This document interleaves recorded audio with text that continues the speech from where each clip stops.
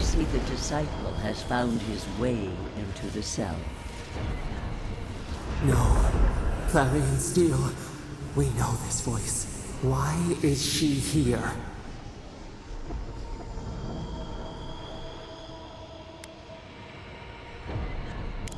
You underestimate much.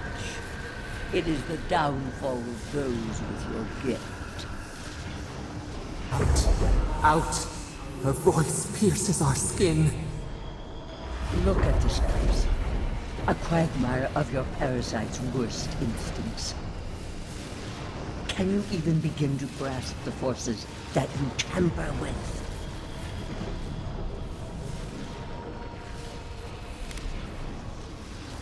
Hell? It has forged the iron of its own restraints. Do you think you're special, with your god's thorn in your side? Do you believe you can hold dominion over chaos itself? When even the collective fury of the real gods could only confine the sniveling creature to this wasteland.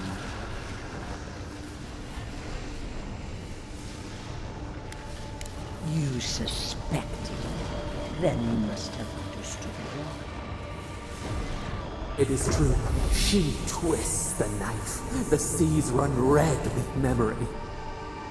In time, the gods felt the wretched powers seeping through this land. Its madness would consume us all if it was not contained.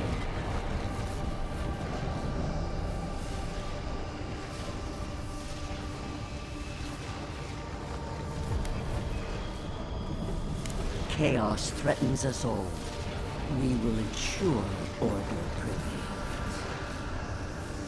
A pity that its followers could not be reasoned with. They were defiant to the end.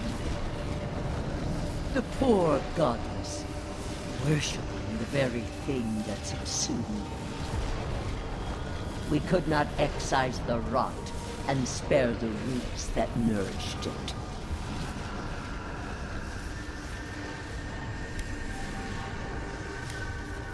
You dare claim the domain of the gods is trivial?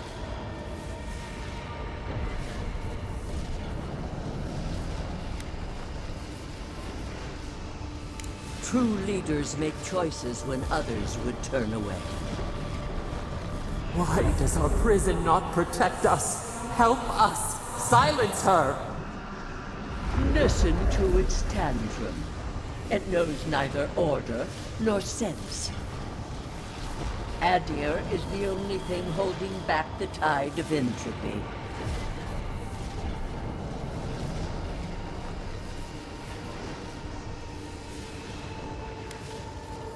I refuse to even dignify that with a response.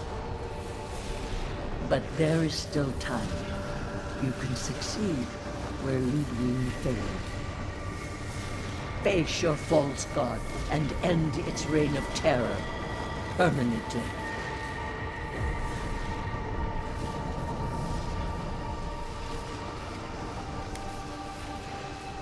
Very well. I cannot force a child to bend to my will. But I will not stand by and watch you undo my work. You should have thought more carefully before you broke your oath to the Empire. Let this be a lesson to you. I never thought I'd learn of the Godless's fate from their killer. That's it. From now on, I pray to no god.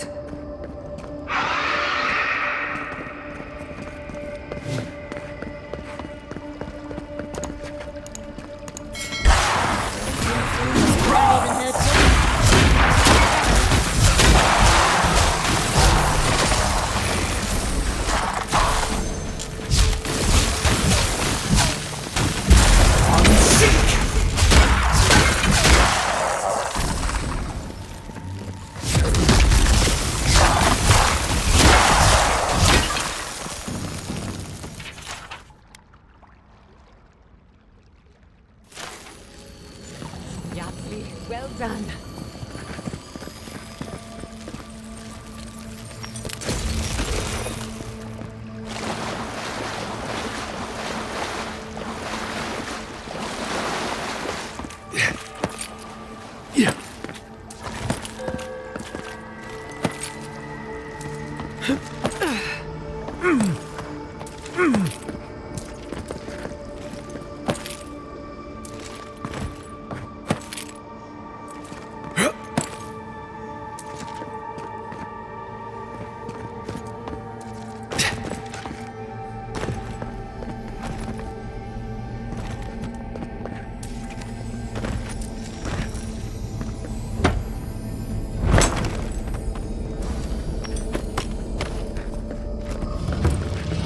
Actual working magic.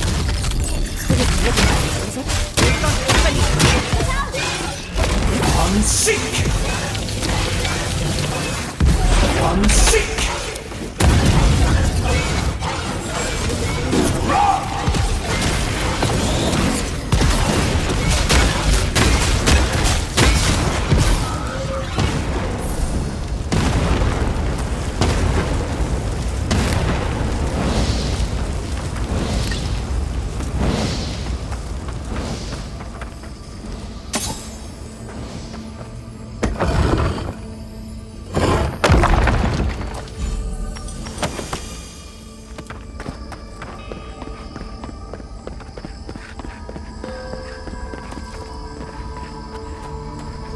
What is that?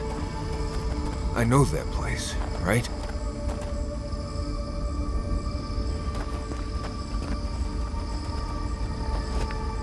Oh no. No. Why is this? They're dead. Like, it just happened. Like I remember. This is the moment I found you, bundled and crying, while our parents died. Viate. You're not here. You can't be here. I am dead, Viate, from the Dream Scourge. We are in the garden. As strange as this seems, it is normal here.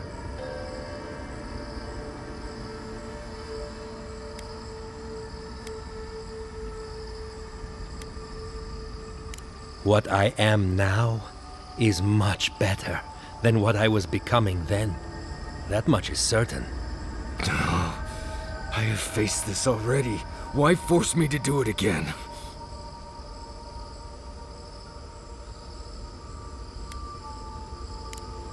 Right. Okay, I can do this. Let's get into it. You know where we are. This is my memory. When everyone died, and I found you back in your tent. How much of this do you remember? I can't tell from your eyes. We dealt with Razvan. He got what was coming to him.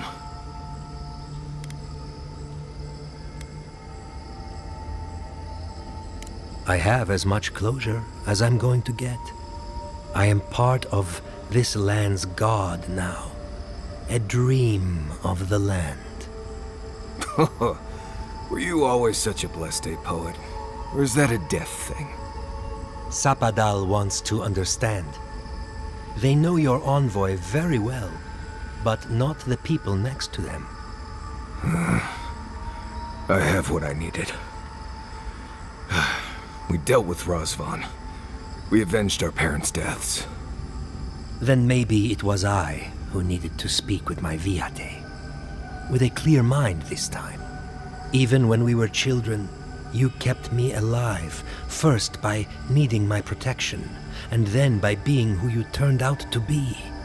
When you left Solace, it was like I lost more than my best friend. I lost my need to live. I know. And I'm not sure I'll ever live that down. I don't think I know how.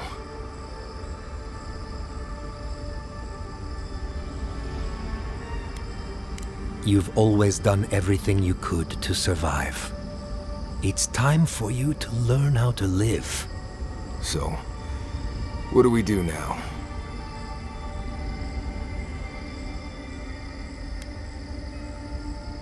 What? Worse than Ianku's tragic death? I can't say I loved that part most. We've both been through so much. But I can see that it's all behind us now. Just another thing we've survived after all this time. A fine way to put it.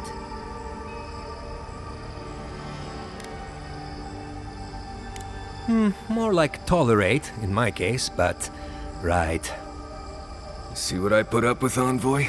Still wonder why I left Solace? Get out of here. Hike up your waistline and go talk to a god. They'll be waiting. Oh, it was... good to see you, Viate. Even with all this. Take care of my little friend, Envoy. He needs you more than he'll say. Marius, dear. How are you feeling? I'm alright. Good to see an old friend, you know? And saying goodbye, that's the hard part. You can talk to us, Marius. That is, if you think talking will help. Well, obviously it wasn't my favorite thing, but... Grief is strange. You lose someone, and you carry around a little hole inside yourself till you die. Or maybe the same is true for the dead. Your friend obviously loved you. Yeah, how did we get on this topic? I thought we were talking about pancakes.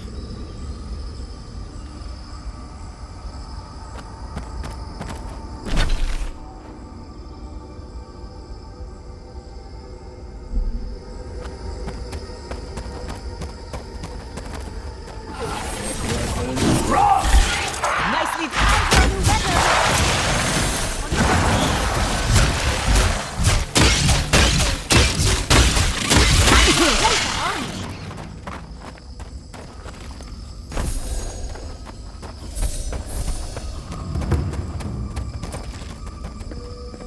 What a massacre.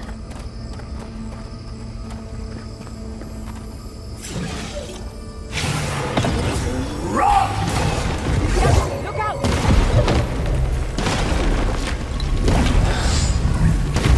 Unseek!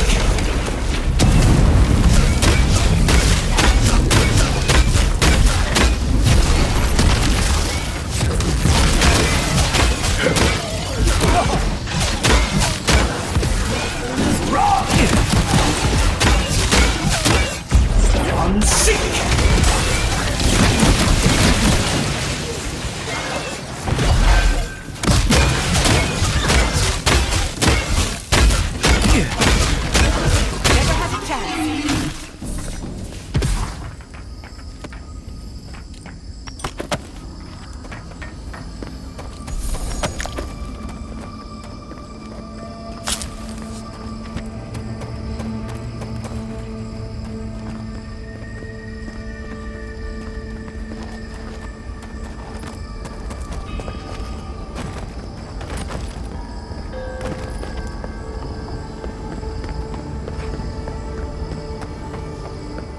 Wait. Isn't that Tama's cairn? Oh dear.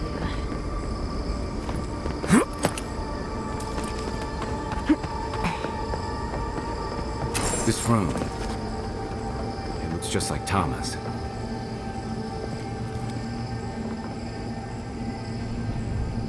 Tama. No. No. I dealt with this.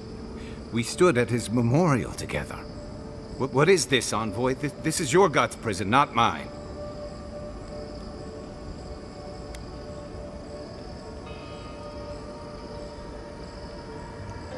Before we visited his memorial, yes.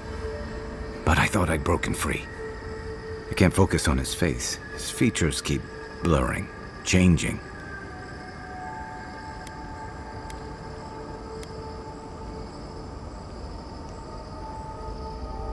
I'm not sure.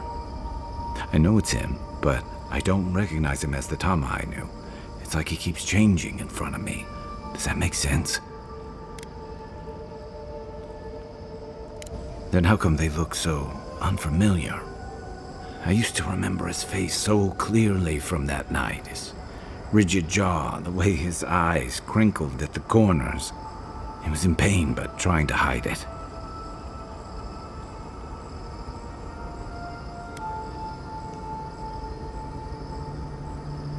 I did. Sounds downright selfish of me when you put it that way. But this Thomas, more than that. All his moments at once, joy, sadness, anger, or heartbreak, stomachache, everything from the handful of years that I knew him and the decades before we'd met. He's almost a stranger.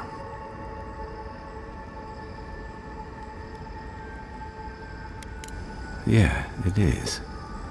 All this time I kept him frozen in his worst moment.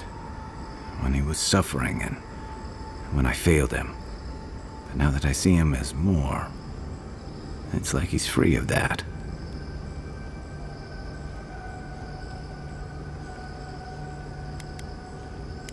You're right. I am. It's like you said. His memory is no longer a burden. For the longest, I was afraid to let go of this moment, like I'd be letting him go if I did. And now I see I was just holding on to something that was weighing us both down.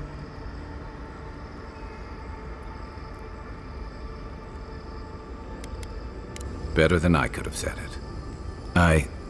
I never thought I'd meet someone I respect the way I respected Tama. But you've made some tough calls, and you've kept your head and your heart in the right place. So whatever comes next, I'm with you until the end. Now let's go find this god of yours and end the dream scourge. When we reach them, what do you think we'll find? A victim? A villain? I suspect you're right. Let's end this. I'll follow your lead, as always.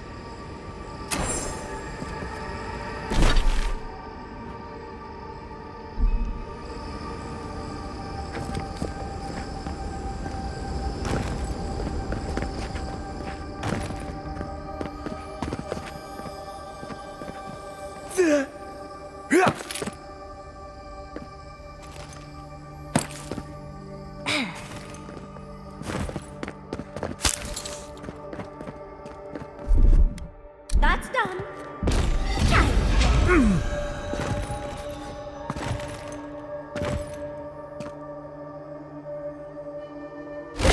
Unseek! Charge it. Just a little spark.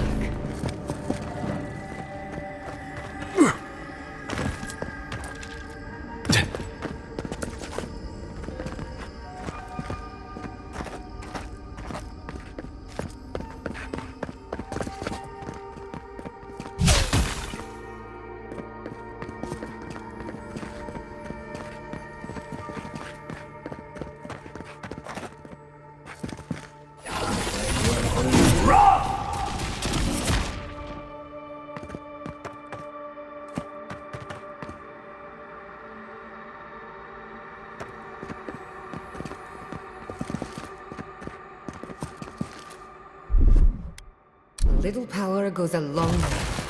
Just a little spark.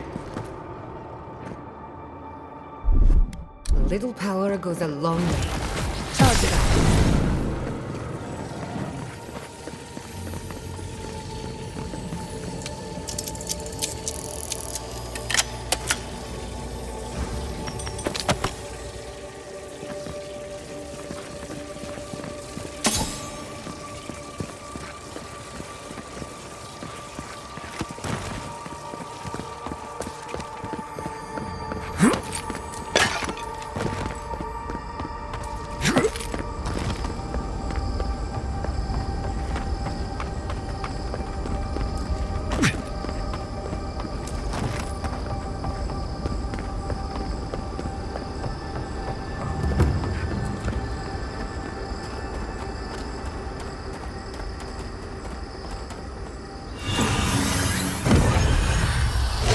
Unseek!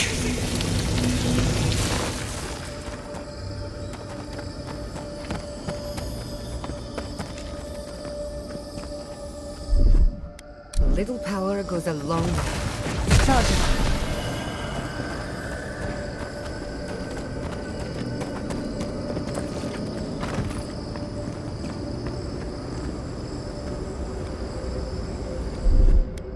Just a little spark.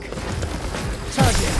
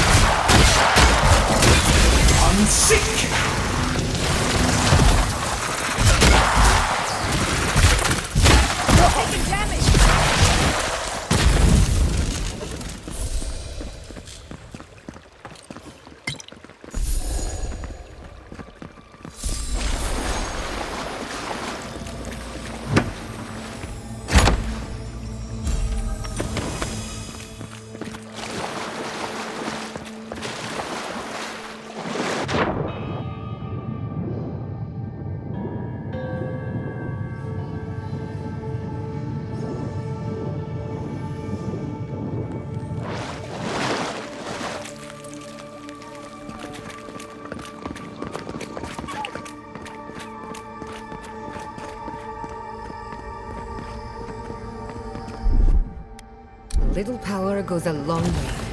Just a little spark. Are you seeing what I'm seeing? Or am I going mad?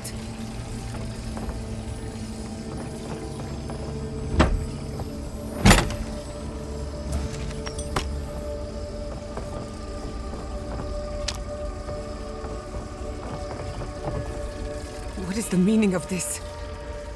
It can't be real. This is an illusion. A joke. Tell me we're both seeing the same thing.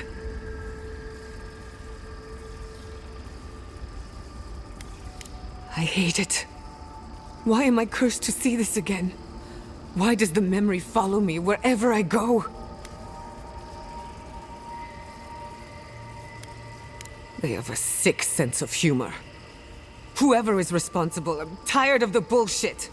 Step forward and answer for yourself, coward! Godlike of Sapadal, long have we awaited you. Finally, you've come home.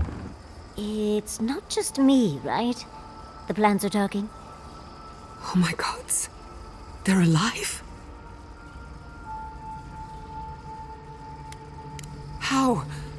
Where would I even begin? Giada Castel, welcome. Wait, you know me? How do you know me? For centuries, our whispers filled the silence. Then we heard your mother's call. My mother? You heard her? She reached out to us, using the tool you now carry. But that would have been years ago. The first time she used the phantasmal focus. The only time she used it. We heard, and Sapadal answered, saying in a great voice, "We are here. You have found us." But when Sapadal speaks, the living lands trembles. The voice of a god can be a terrible thing.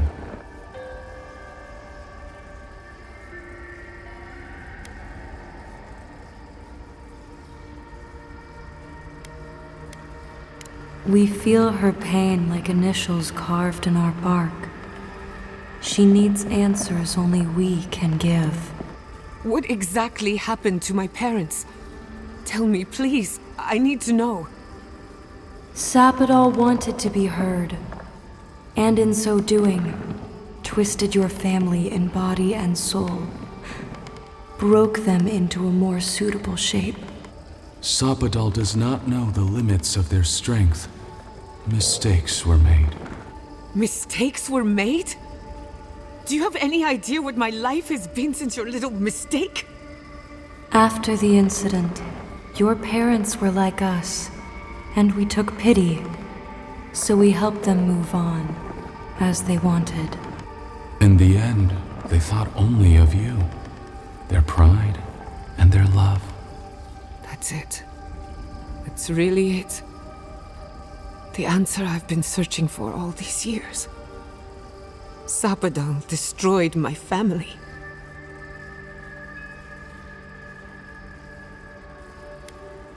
I don't hold you responsible. I don't even know if I hold Sapadal responsible. Your god has the intelligence of a scatterbrained goat. But that isn't their fault. It's simply how they came into being. I know they are. My mother and father would not have wanted this. A good Animancer embraces death. And they were the best. We are companions. Toys. Diversions. Sapadal fashioned us out of dreams and memories. I can't believe it never occurred to me. They're animats.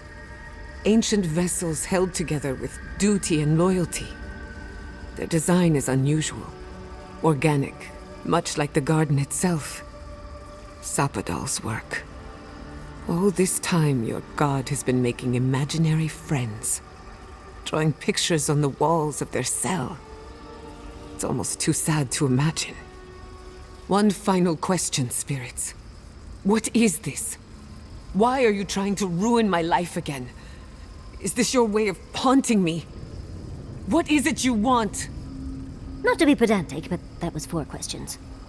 We want to apologize on Sapadal's behalf, and for the part we played in your sorrow. They want to apologize. I came to the garden for answers, not to offer forgiveness.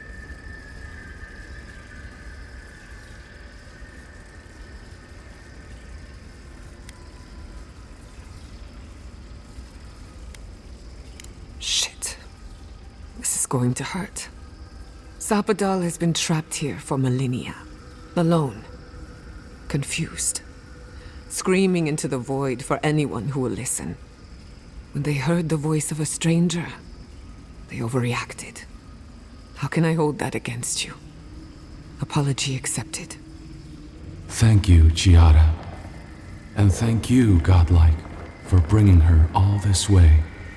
The time has come for you to find your patron, as you were meant to.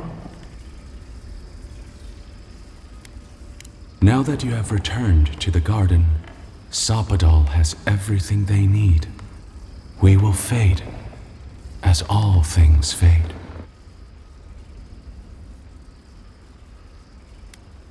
You have already learned more than we could ever teach.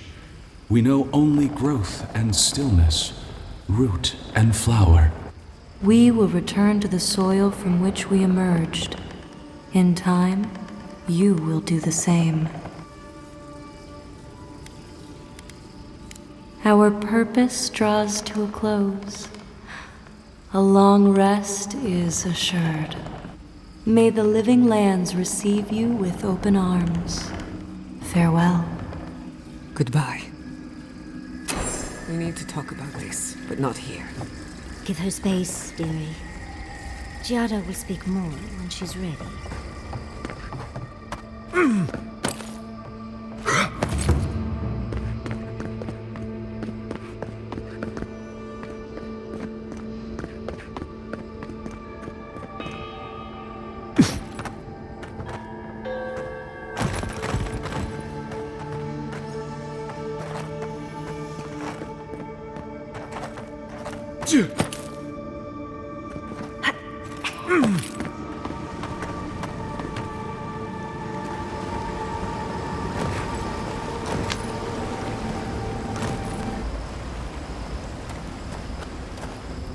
I came here to help you do whatever you're supposed to do with your god friend.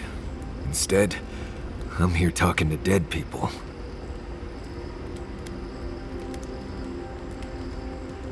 I think it did. He really did seem at peace, right? I imagine most encounters with dead old friends don't, go so well. I owe a lot of that to you, Envoy. You helped me be someone who could handle Sokka like that. Thank you. I will say, it's not really what I expected when I started tracking you and Kai back in Paradise.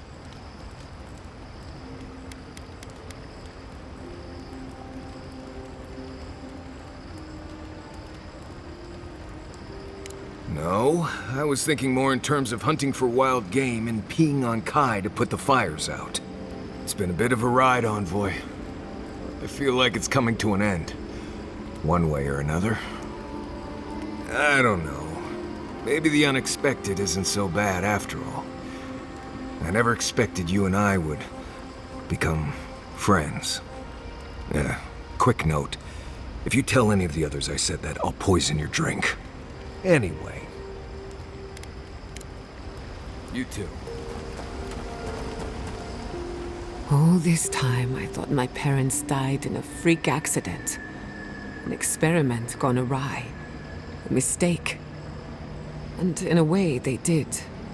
But it wasn't their mistake. It was Sappadal's. Generous? Perhaps. Until I knew the whole story, there was never anyone to blame. This whole experience has me considering my family's work in a different light. Look at what my mother accomplished. Armed with her research and her wits, she found a god. When you speak to a god, it's nothing. Barely a reflex. But for the rest of us, it's unimaginable. No Animancer can live up to that. Certainly not me. I thought their legacy was a curse, and I could only break it by completing their work. I was wrong.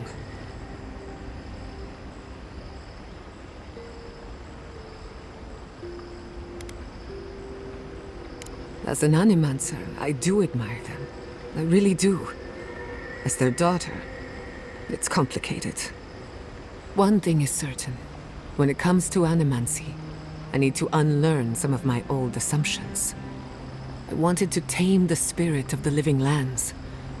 Now, there's so much about it I don't understand. And it's creepy, but wonderful. They probably won't even notice me. But stranger things have happened. I believe the power flowing out of the garden drove this island mad. That has to end. Through Animancy, we could help the living lands recover. It would take a lifetime, maybe more, but that's a small price to pay. Then again, who am I to interfere with an ecosystem that I barely understand? On the other hand, half the fun of Animancy is stirring the pot and getting into trouble. I think I know what I want, but there are too many variables to consider. What do you think?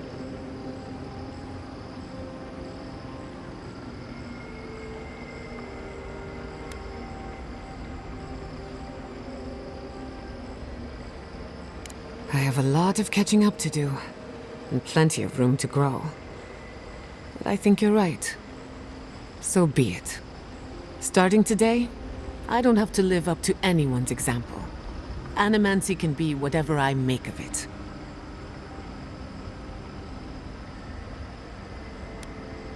Knowing me, maybe a little too ambitious and unexpected. Now I just have to decide which field of research to pursue. But no need to bore you with the details. I've only got one lifetime as Giata Castel, so I'd better make it count. Hey, you helped me through a very difficult time. I just wanted to say thank you.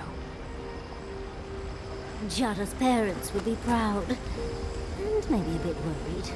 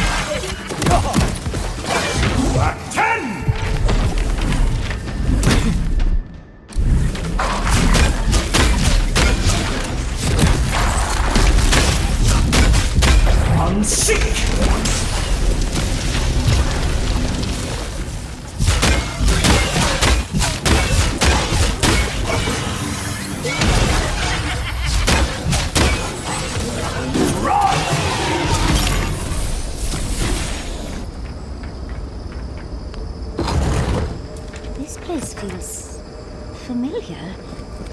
Hurry, let's go inside.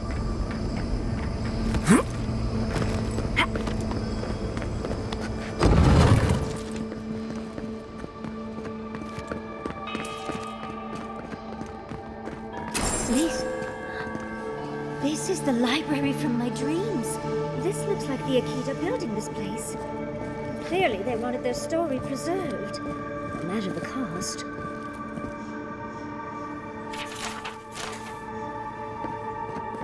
There it spells. This is just like... I've seen this place before. I wonder who she was. She looks sad and familiar.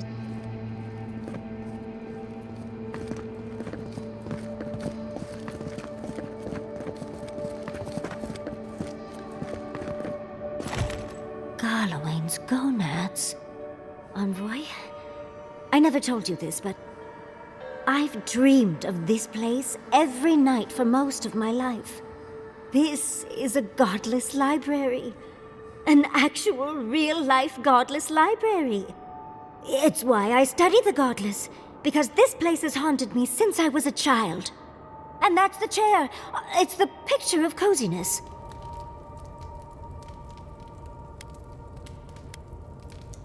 Envoy, we're in a pristine bit of godless architecture, one from my literal dreams. We're staying as long as we can. Finally, you've arrived. Ah, there it smells. That took 10 years off my life. Wait. You must be the librarian from my dreams. Oh, it's a pleasure to finally meet you. Oh, though, you do look quite familiar. The resemblance is uncanny. It has been quite some time. Too many years to number. Of course. You are an ancestor? A very fashionable one at that. No, child. We are the keeper of these tablets. Or have you already forgotten? Oh, of course. I was you in a past life. Oh, I'm such a fool. You lived with animancers, and yet the idea of awakening to your past lives never entered your mind.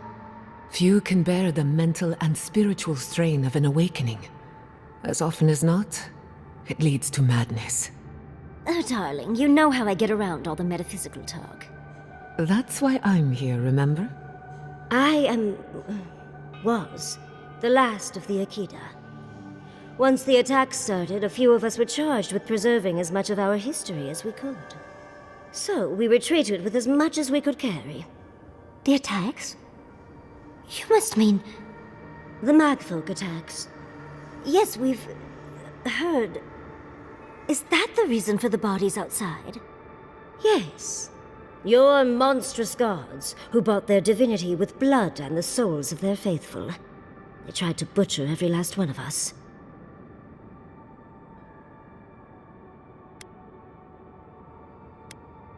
Yes. There was little else I could do. I'm a scholar, not a fighter. A lesson I'm glad you learned.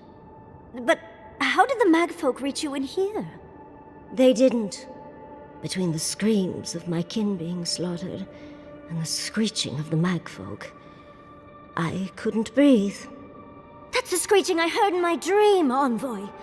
I knew I recognized it when we killed that magfolk. Once it was gone, there was nothing left. And perversely, I found the quiet worse. So I decided on another way. One that wouldn't give your gods the satisfaction. Poison?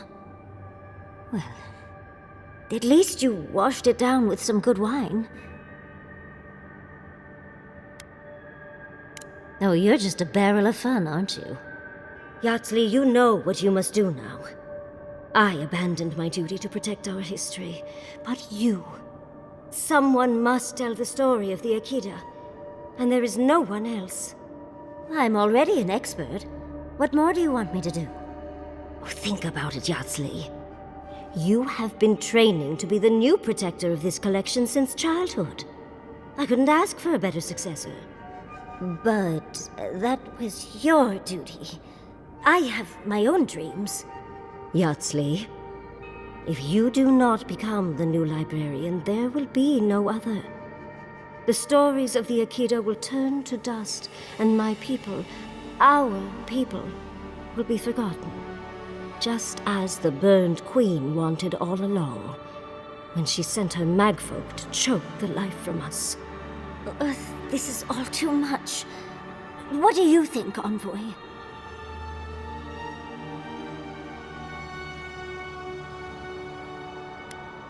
Oh, you're no help at all.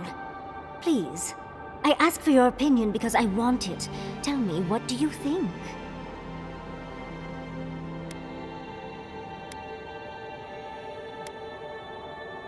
I'm already intrigued. You don't need to lay on the guilt, Envoy. I'm so glad that one of Sapidal's chosen stands with you, Yatsley. Our time is at an end, Yatsley. It's time for me to go. Wait! I've not even asked you any questions! Tell me about your marriage rites. Oh, did you mean for all your buildings to look so phallic? Unfortunately, my time is at an end. You must keep Yatsley alive. She is the last hope of the Aedyr. So this is goodbye. I wish we could have... No. I wish that all of you had a better ending. Choose well, Yatsley. And good luck. She's gone. Forgive me, Envoy, but we should get going. We can talk back in camp. Later.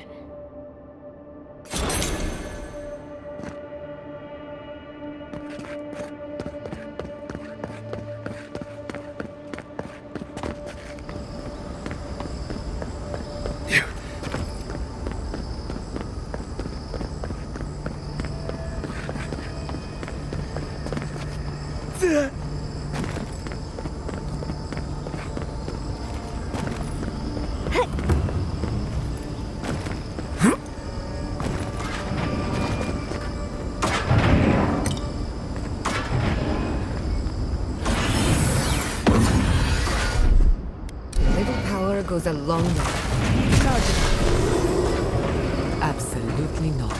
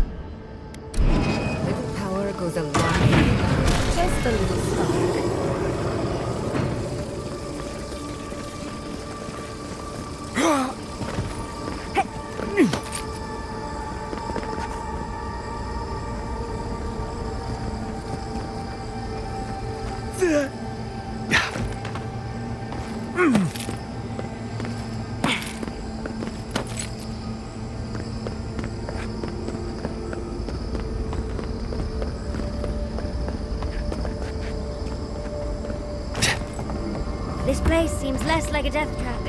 Maybe we could stop. Catch our breath.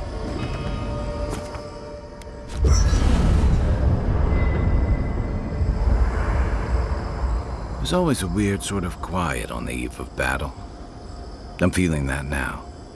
Seems like a good time to gather our thoughts and share a drink before whatever's coming.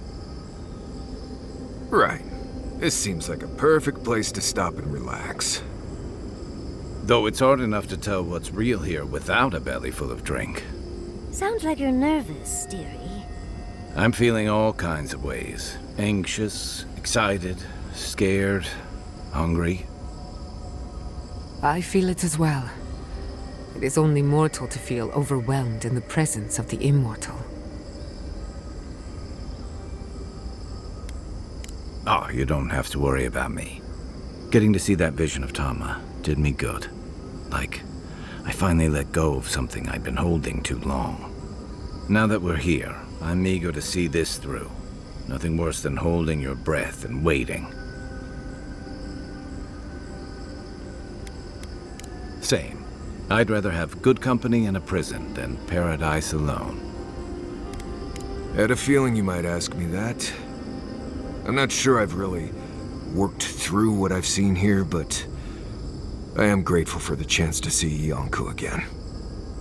I feel like we're almost done with all of this, but we are in the weirdest place in the world, so who knows? I'm completely baffled, but when haven't I been lately? Being afraid doesn't even feel scary anymore. I think so. The garden is so much more than I expected. Full of contradictions. Wild, yet serene. Truthfully, I didn't come all this way searching for my own answers. But I found them. Or perhaps they found me. And now, it's like there's a new path laid out before me. A life after the Dream Scourge. We're close to something. A threshold between calm and crisis. Conflict and peace. Life and death.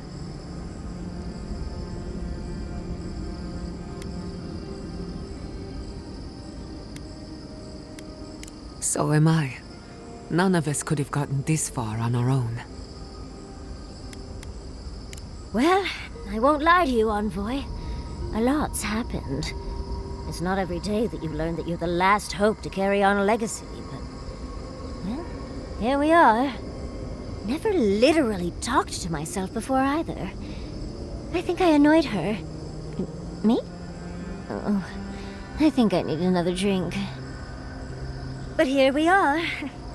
I just need a moment to take it all in.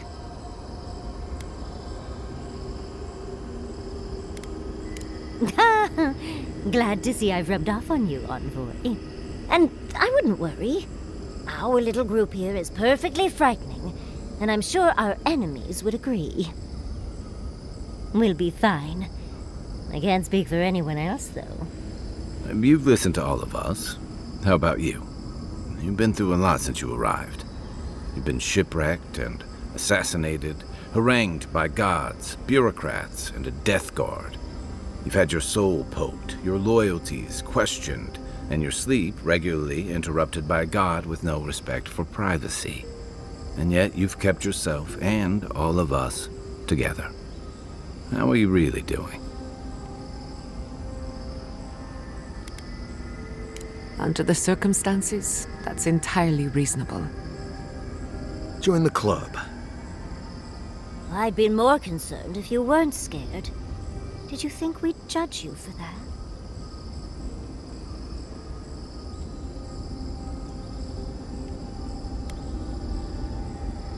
True. Most of the weight of all this sits on you. None of us thought this would be easy. For you, most of all. We've survived our own hardships. Now we'll survive yours. When we first met, I didn't think you'd last long. But then I saw how you handled that dream thrall bear. Shook off your own death like a bad cold. And then you confronted your own killer and let him go. It takes a special kind of strength to stay your hand in a moment like that. I didn't know much about you at that point. You were traveling with Kai and you died, which I thought made a lot of sense. I remember your calm. How you listened to my shouting match with the governor and actually heard me. You saved my city and gave me a home. A sanctuary where I could be myself. I'll never forget that. You were my hero right away. You rescued me from those sporlings. You got my priceless vase. What more could a girl ask for? And now look at you. Look at us. How far we've come in a short time.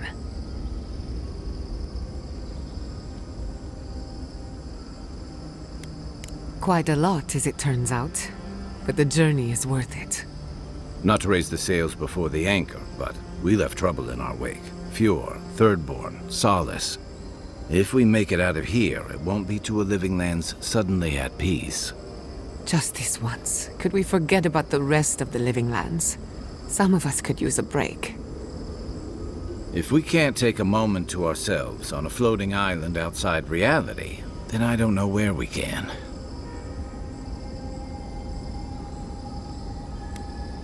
Right. We could all use some beauty rest. We'll want to look our best on the battlefield, won't we? Sleep well. Tomorrow we finish this together. Oh, Envoy. Have you recovered yet from our chat in the library? I don't think I have yet, but maybe talking it out will help.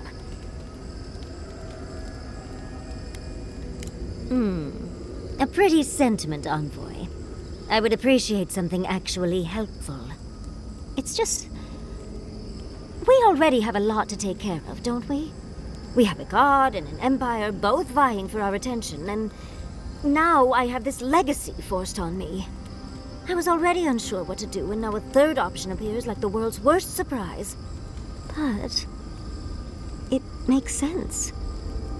My whole life has been about the godless in one way or another. It explains why I knew the language, why I felt so drawn to the ruins.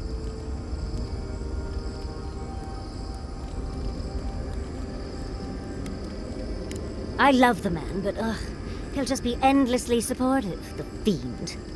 And trying to send a letter when we're on the move like this? It's a struggle. It's not an answer I would have expected, but it's an answer. And now that I know, I kind of thought, well, honestly, I feel more full. Like a puzzle piece sliding right back into place. No matter what happens, even if my path doesn't lead to the library, I feel better than I have in ages.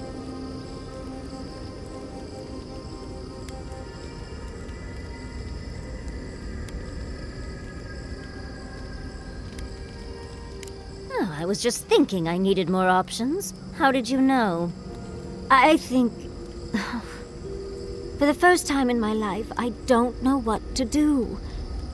Congratulations, Yardsley. Now you're just like the rest of us. No matter what, I've always known exactly what I want. But this is the first time I've had more options than time in the day. What do you think?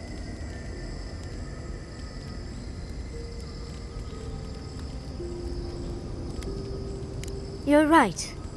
The Akira have been with me my whole life, in one way or another. I owe it to them and myself to see it through to the end. Thank you, Envoy.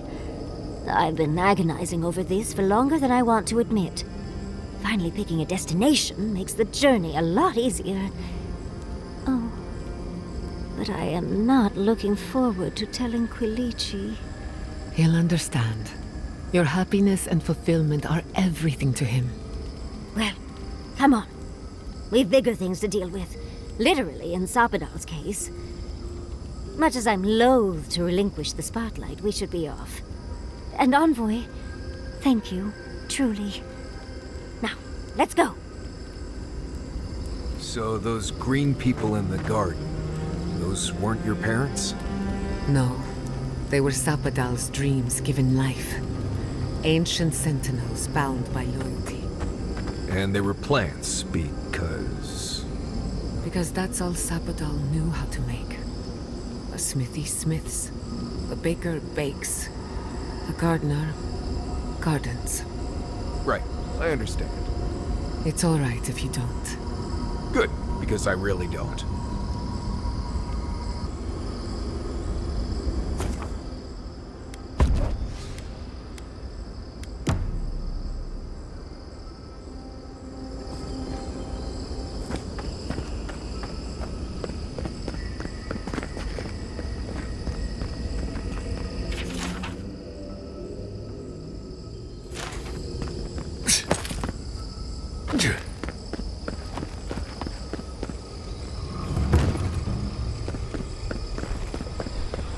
to assume that the large glowing door is part of Sapadal's prison.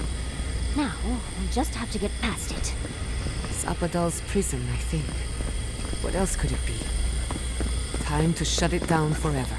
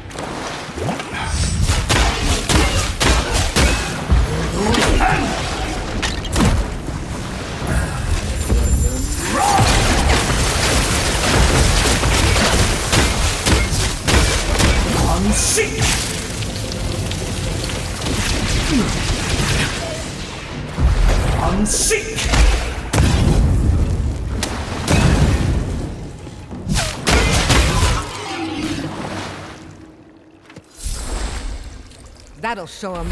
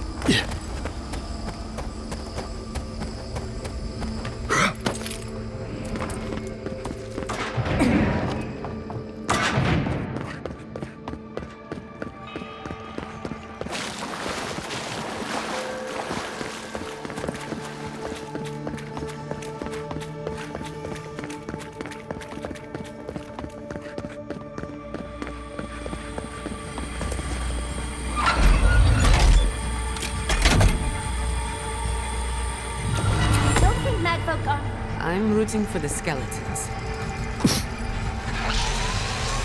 Not saying a word.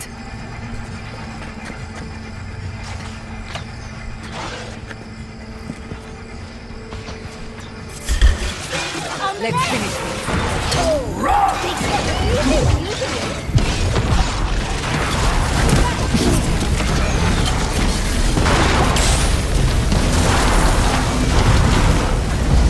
I'm sick!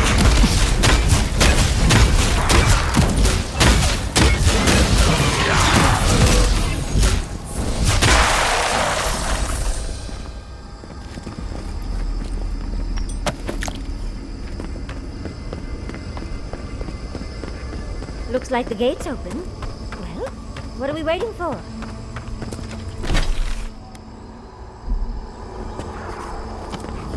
I think we've found Sapadal's home. That's it. The heart of the garden. Sapadal's cage. Look out! Unseek! Unseek!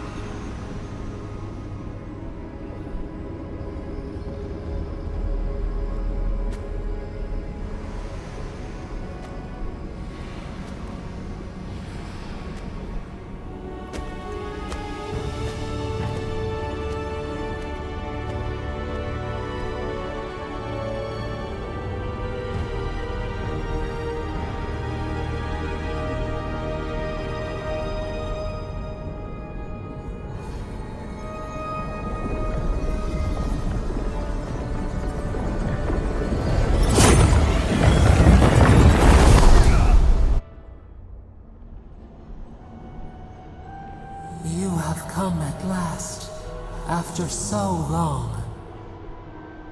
You are so small. We questioned if you were real. Then steps. A voice. Through armies and corrupted soil, you persevered. Now, you are here.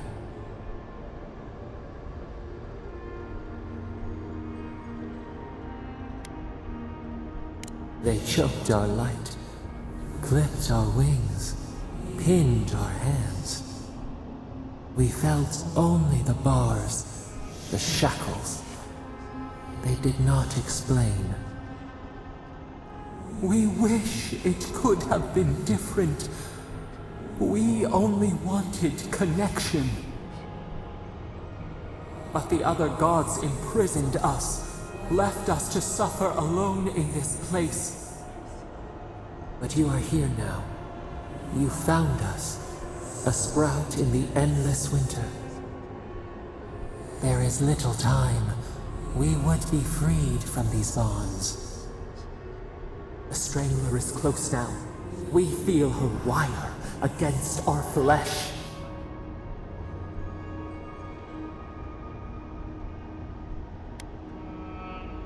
She begs for our blood. Her wolves defile the city on the shore.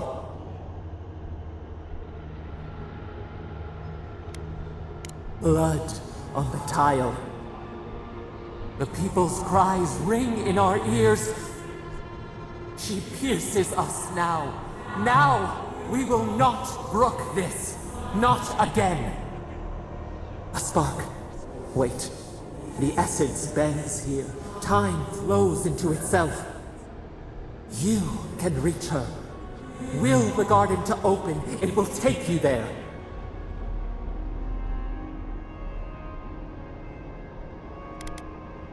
A mountain of essence. We strain, but it will move for you. We were everything. What have we lost? What multitudes could we contain? We could run, leap in the water, flourish in forgotten hills.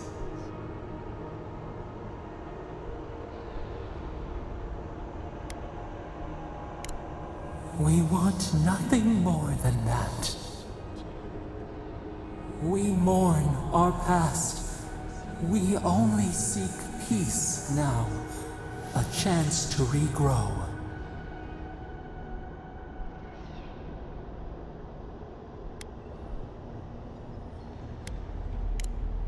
We trust you, you who have been by our side for so long. You met death, and you offered your hand.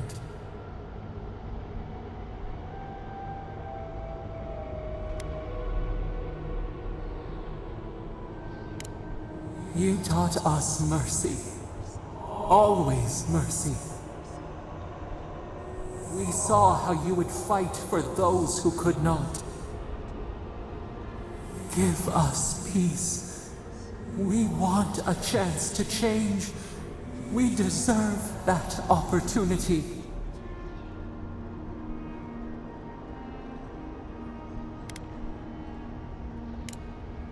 Do you think we have learned nothing from you? We deserve more than this prison.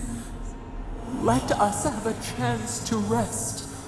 We want peace. Or do you have no more mercy for us than you did for the bear?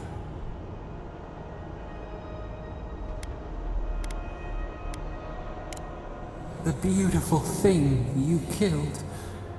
Already you have forgotten. We asked what he would do with an animal that sickened after a fight. Do you remember what you said? More than anything, that is what we desire too. Treat us as you would the bear. Clean our wounds, heal us. Grant us the same. The time has come for you to act. End our pain, and the dream scourge will cease. Give us peace. It is all we have wanted for so long.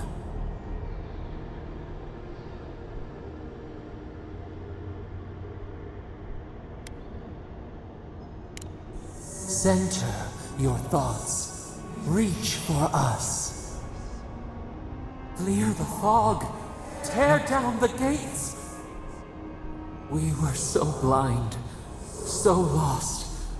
We brought such horrors to this place. We feel bright.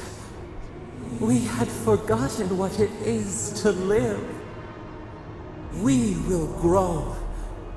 Tend, flower. We will always remember this. We will remember you when you are ash and soil and mulch.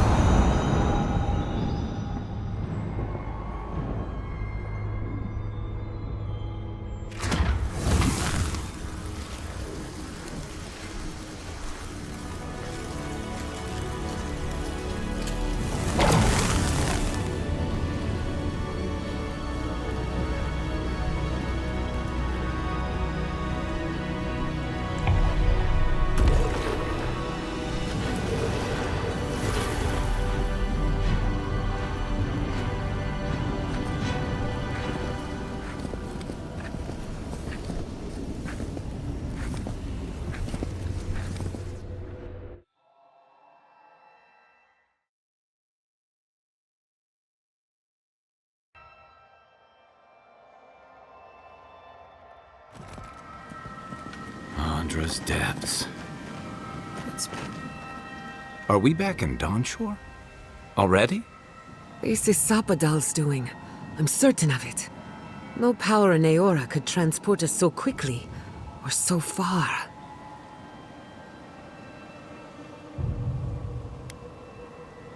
We'll have time for that later.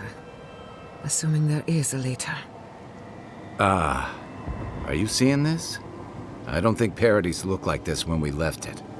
Looks like the war already started, and the giant roots are winning. Marius, vines don't usually get that big this quickly, do they? Based on their growth and size, I'd say we've been gone 2 or 3 weeks. For once, I wish I wasn't.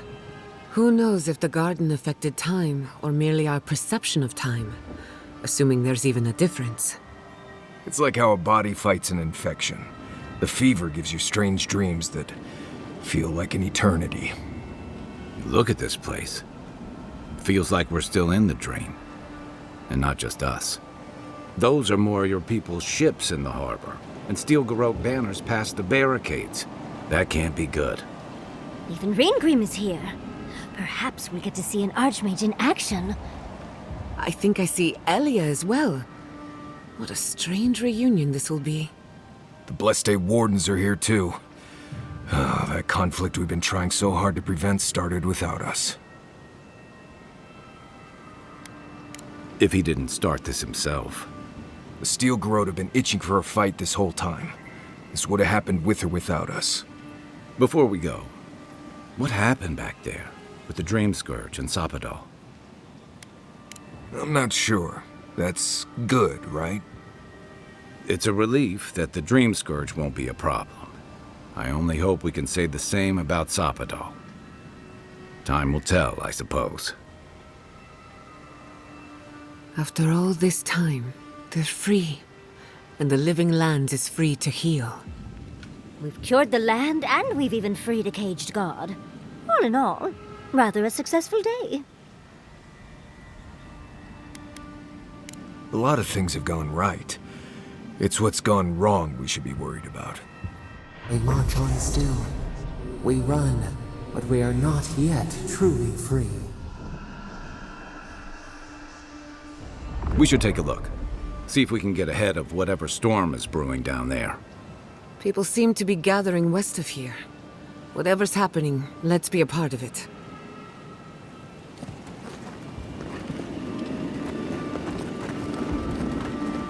Sansa, how did you make it? They marched in with no warning. I couldn't think. I just ran. Easy. You're here now. Where did they come from? Envoy! What does the Garrote think they're doing? What's the point of exploring if you just want to plant your flag everywhere? They broke some glass, but the map is safe. They didn't think I was worth the trouble. Right now, that's a good thing. If you're looking for survivors, a few of us fled to the Balrog. How many? I'm not sure. I saw Sapiento. Gods, I hope they're not trapped in there. I am sorry I can't be more help.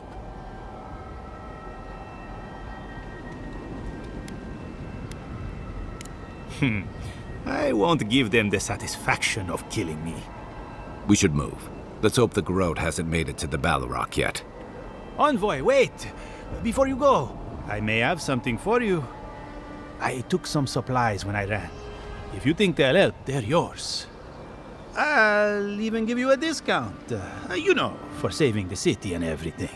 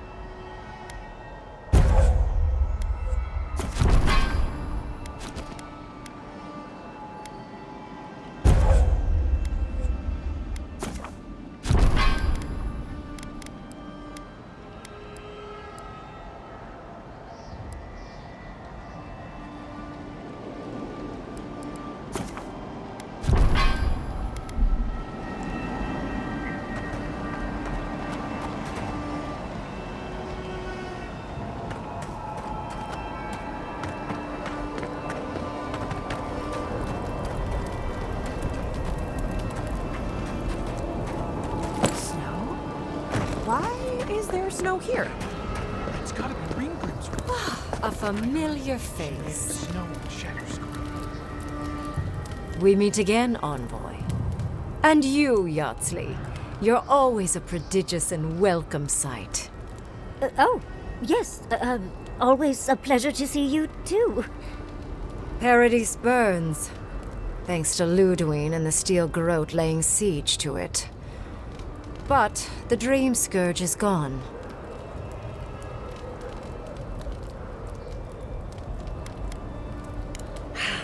She must have come back to life.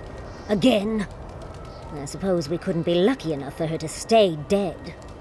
It's remarkable how hard you mortals fight for causes that'll be forgotten within centuries. Still, I do think the world has been irrevocably, if minimally, changed by your actions.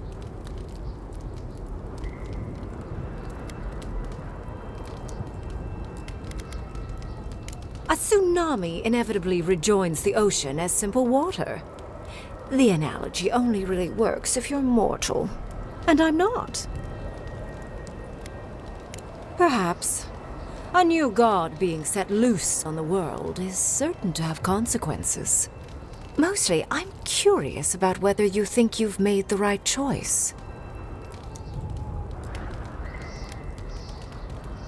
Ah, that mortal zeal. Always so fun. We will see if you're correct. I am interested in seeing the outcome of your story, Envoy. With luck, it won't end with you also on fire. Mortal comforts are so very adorable. All you desire are your base needs lavishly fulfilled. Goodbye, Envoy. And Yardsley, I do look forward to when all of this is done. I am eager to work with you. Oh, yes. We'll, discuss that later.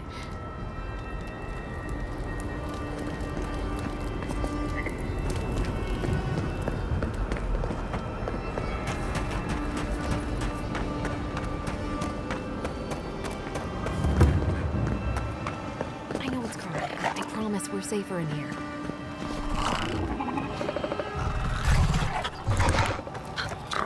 Are you trying to get yourself killed?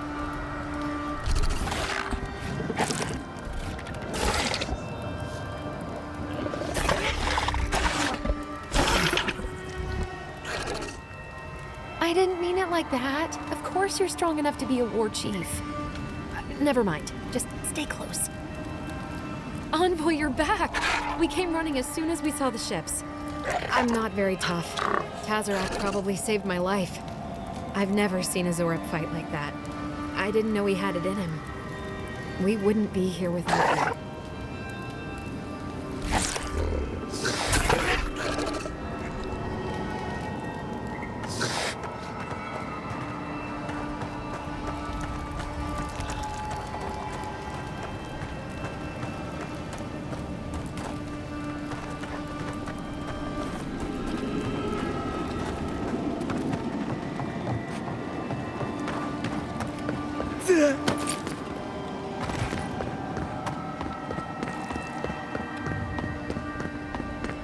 What happens in Donshore shall ripple across the living lands. Oh, Envoy, how good to see you here as we stand together at the brink of this historic event. I don't know if thank you is precisely what I want to say, but I am grateful to you for bringing Dolna's theft to light. Paradise burns from the torches of the Steel Garrote.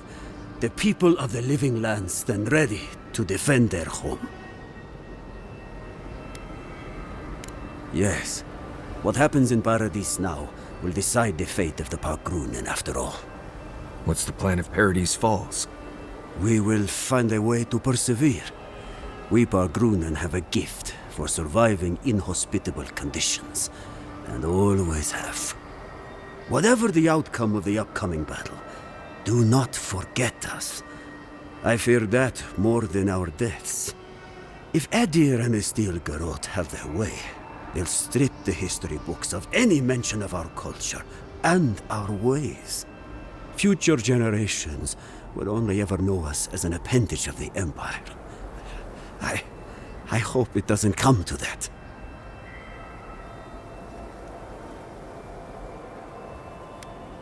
I hope so, Envoy. I truly do. That's as much as I'll say. You have a role in deciding what happens next. Do the right thing, Envoy. Let history remember you for the correct reasons. Giata, where have you been? Where haven't I been? I journeyed to the heart of the living lands, where time held its breath, and dreams had more substance than reality. May I see it? Not if you value your life.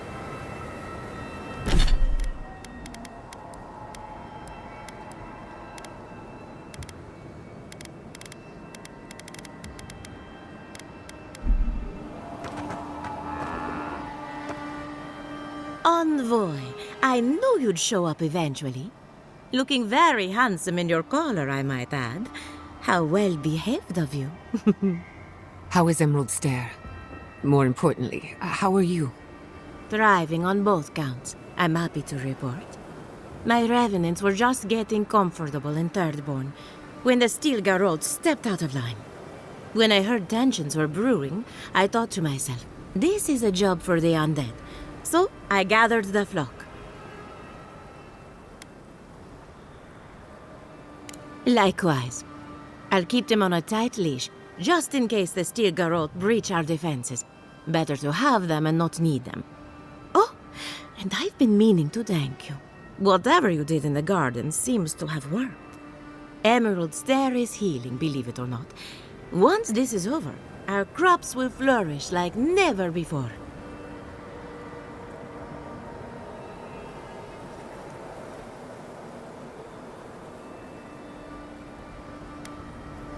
Indeed, the metaphysical currents of the living lands are beginning to settle.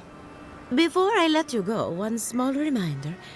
Should you fall in battle, I'm ready to claim what's rightfully mine.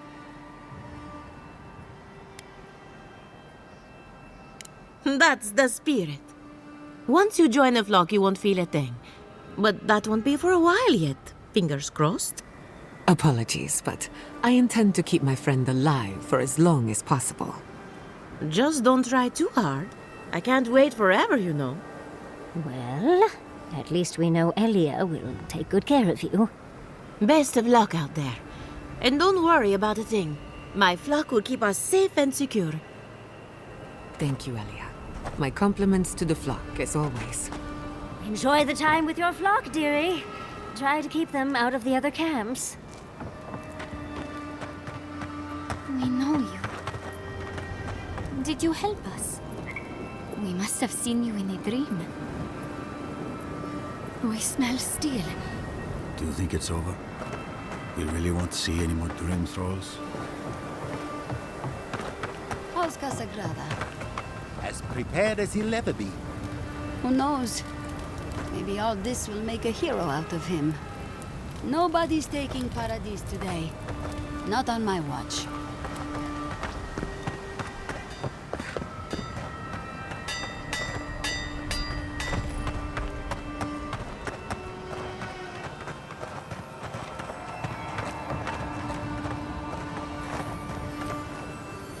If you're wounded, find a place to lie down. Someone will get to you before you bleed out. If I seem distracted, I apologize. I'm tending to the fallen, as you can see. Believe it or not, we have more than enough supplies.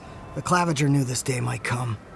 Unfortunately, my hands are full with the dying and the dead, and there's too many of both. If I don't get any sleep, I might be the next casualty.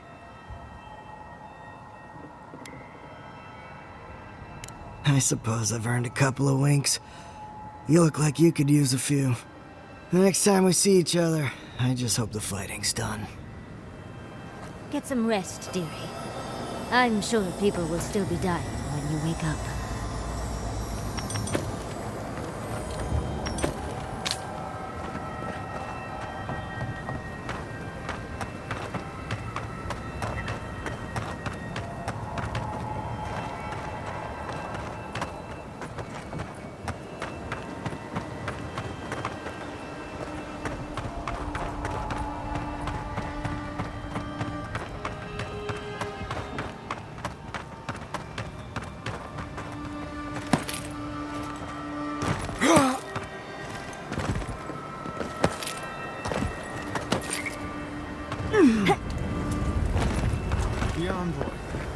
You? Envoy, how did you... I don't know. It's great to see you again, but... where the fuck did you come from? You just appeared out of nowhere.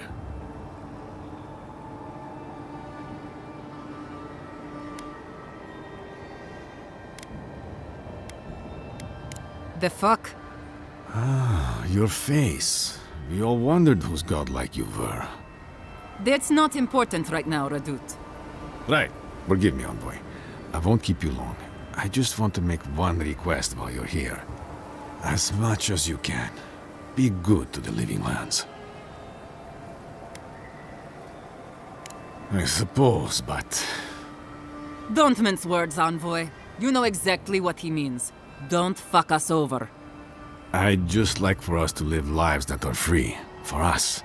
Not Aedyr to determine our fates. It's going to be up to you, Envoy. I know you have much to do, so... I'll just leave you with that. Thank you. We cannot afford to hesitate. The time for standing by is over.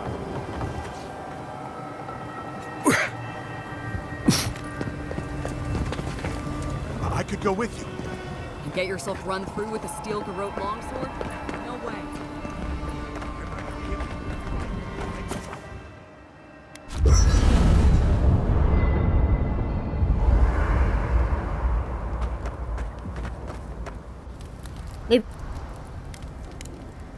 Don't let the bedbugs bite, dear. There you are, Envoy. You ready for this?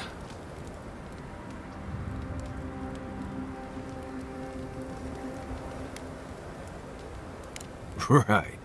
Just one more fight. Then another. Then another. Across the whole settlement. I guess it helps we have a god on our side, right? I mean, a god beats a skeleton knight any day. This is just cleanup. Just figuring out who controls the living lands from here out.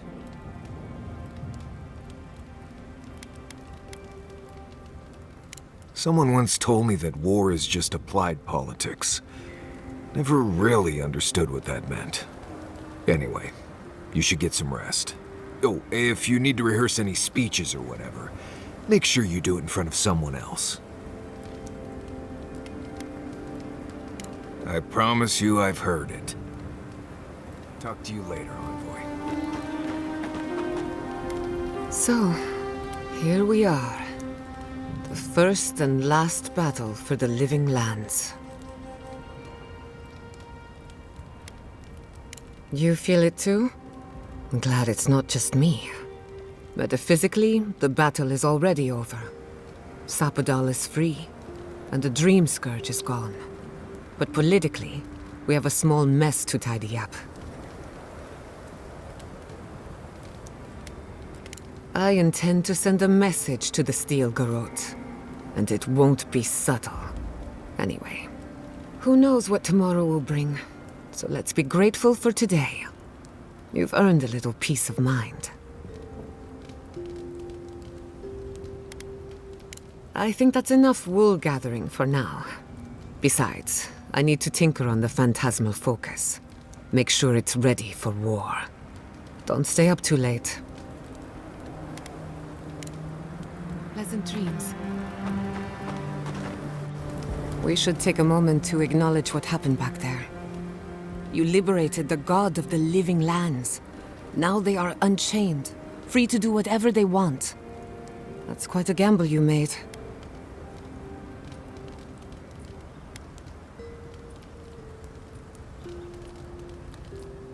No doubt it would have gotten worse over time.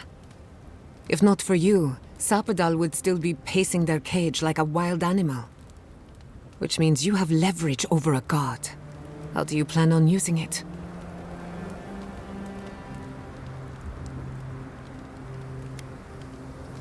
That's a lot of responsibility, but I have faith you're equal to it. Sapodal's imprisonment shaped this island. Now that everything's changed, I'm curious what will happen. We cannot know if the living lands will normalize or destabilize as a result of our actions.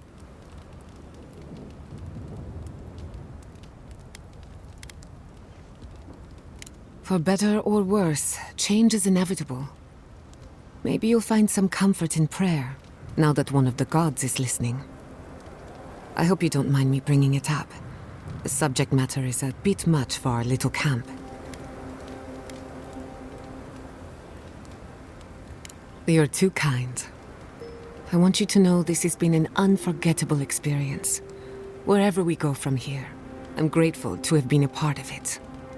Until next time. Pleasant dreams. Yardsley, why did I...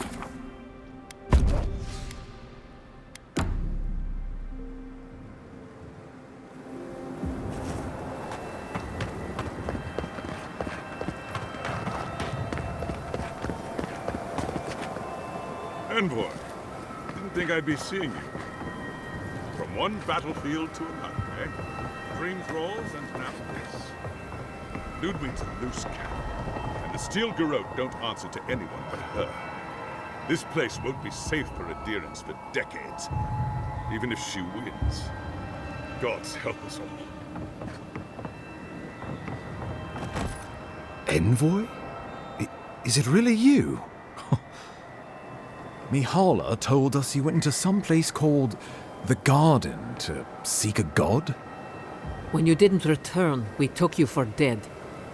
What did you see there? The god you felt in Nakutadek? The origin of the Dream Scourge? It was the act of a god this whole time? Everyone, please, please. We could get to the bottom of this if you would only let them speak. It's been weeks, Envoy. What happened?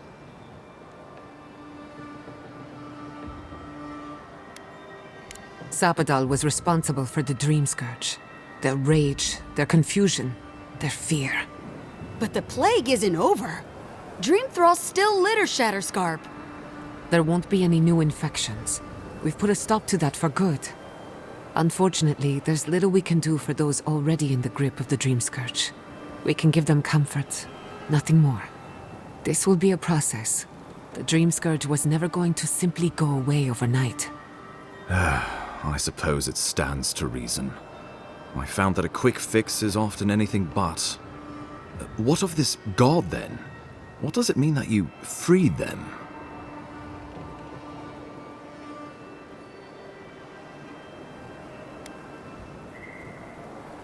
Ludwig had intimated that this land grew a new god. But how can that be? Giata and I have some theories about the nature of the Adra in the Living Lands. I'd say we're past the point of theorizing. If the Adra here is a closed system, like a terrarium for our souls, then a gradual accumulation of essence could coalesce into a being in the beyond. Much like the formation of gemstones. All it takes is time and the right application of pressure. Wodka no doubt saw Zapadal as a threat to her authority. So, she killed the godless and imprisoned their god. I assume it is this god we have to thank for the roots tearing apart Paradise? They erupted from the earth the moment those bastards stood up their first siege tower. Nakutadek was raven with those things, not to mention what they did to the land. We saw similar destruction at Nakuku Bell. If these roots and the Dream Scourge are the work of a god, and the gods thought it best to imprison this god, how could you let such a creature go free?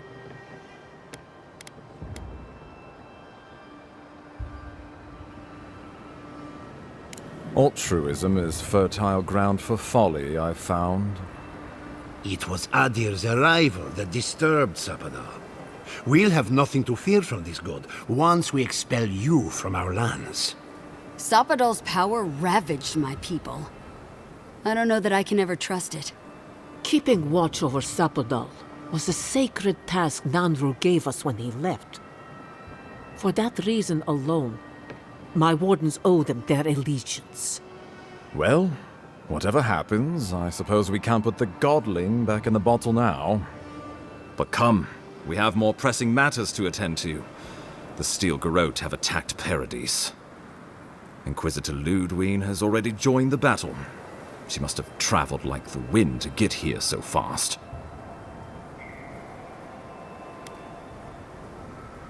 You did. I kicked her corpse when you weren't looking. Just to be sure. Well, she's seen better days, but you wouldn't know it judging by how she fights. Ludwine's plowed through the militia like a knife through warm butter. All right, let's keep the similes to ourselves.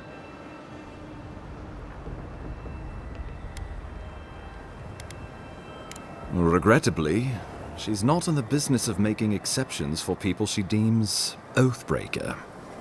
So long as her passion for Wodica lives, so too will her spirit. Then we destroy her faith, and the rest of her will follow. I have a theory about this. Let's talk at camp if you want to hear it. But I think we can kill her. Oh, good. That will be easy. It is not, I think, impossible. Well, you might not believe me, but I didn't want any of this to happen. It was Ludwine who called for the attack. I didn't hear an answer, Ambassador. She and her steel garrote laid siege to the city shortly after you beat her to the garden. We've had no news from inside for several days. From what we can observe, southern Paradis is in pieces, and the remaining militia batters at the gates to no avail. Is there nothing our people can do? Given the state of our supply routes after the Dream Scourge, and the Steel Garrote's destruction, we expect the people trapped inside will run short of fresh food and clean water in a matter of days. We brought as many Hail and Able from Thirdborn as would come. But after the Dream Scourge and our losses from Nakukubel, we could spare so few. I worry it won't be enough. Likewise, my wardens are still reeling from effects of the eruption. The keep was saved, but there is much to repair, particularly if we are to endure a siege. Most of my men remain at the keep. I can't risk them against the Steel Garrote for the sake of Paradis, not when we are so few. Well, that's been a point of debate. We can't agree on how to stand against the Steel Garrote, nor who should lead the effort. Nobody wants to risk their people at the front. So you let the Paradis militia go it alone? Even if our meager forces should make it inside. The siege won't end until Ludwine does. And none of you know how to kill her. Precisely. The lawful settlement of a new Aedyrian colony, supposedly. Or the establishment of a Wodican state. She could win with a godlike in her ranks. Your presence would serve as a powerful endorsement.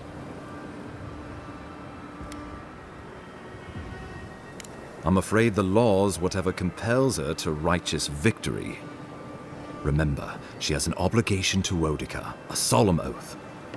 And neither the Steel Garrote nor the Queen that was look kindly upon oathbreakers. Because a victory here would discourage resistance elsewhere. The better question is, why didn't you stop her? Excuse me? She's a 7-foot-tall skeleton powered by her devotion to the goddess of retribution. This isn't my fault. Sure. Just blame the dead woman. Very mature. Who else should I blame exactly? Our envoy, perhaps? For not stopping Ludwine and the Tusks? You could start with blaming your own incompetence. Why are you treating him with kid gloves when Paradis cries out for help? Enough. I've heard your concerns. We cannot change it now. The Inquisitor was so convinced the Living Lands would unite against Aedyr that she's nearly made it true. One people, one law, one true God. That's Ludwine's vision for the Living Lands. That's what Ludwine thinks. Aedyr doesn't revere Wodica as fervently as it once did. Worship of Mogrin, Berith, even Aethys has gained a foothold. Many no longer trust that the gods are listening. Some question whether they guide the wheel at all. The Empire lost its foothold in the Eastern Reach. The well-bred avoid child-rearing in pursuit of cosmopolitan pleasures. The Church is weak against them. In a world of soul against soul, Ludwig believes we have lost ours. The Empire must change, or it will die.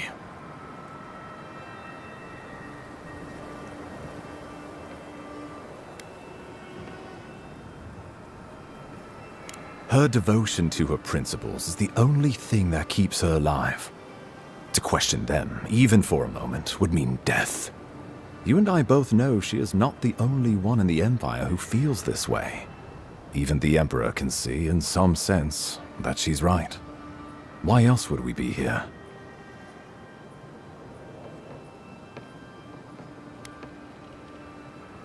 What passes between Ludwig and her men, or between Ludwig and the Emperor, for that matter, is not my affair. But if I had to guess, this was the alternative. Your empire is doing what it does best. Stamping out dissent until surrender is the only option. Your republics are hardly any different. Their intentions in the Deadfire were certainly not pure. As you say, we left the republics for a reason. Oh, I can't wait to see how you weasel out of this one. I know it will. We are leading by example, returning order and dignity to Paradis in the wake of the Clavager's death. We will do the same to the frontier, given the chance. Where was order and dignity when the Steel Garrote attacked my home? My administration had nothing to do with that, as I know you know. Aedyr in rule and rule by the Steel Garrote would be markedly different beasts. Spoken like a fucking diplomat. Splitting hairs when it all comes from the same head. Order and dignity. That's what you think we're missing? Bastards! All of you! You will take it all, whether the chance is given to you or not. The Inquisitor answers only to Wodica. In attacking Paradis, she has dragged us all far beyond the bounds of the Emperor's desires. I've answered your questions. Now I would like you, all of you, to answer mine. Ludwig has sent a message to the Emperor informing him of her attack. He will send advisors and reinforcements swiftly in response. What will his representatives find when they arrive? A new colony? A budding grave room? Before you face Ludwig, you should know what you're fighting for. All of you must decide, together. But whatever you decide, understand, the days of the frontier are done. Aedyr will come. Indeed, we are already here.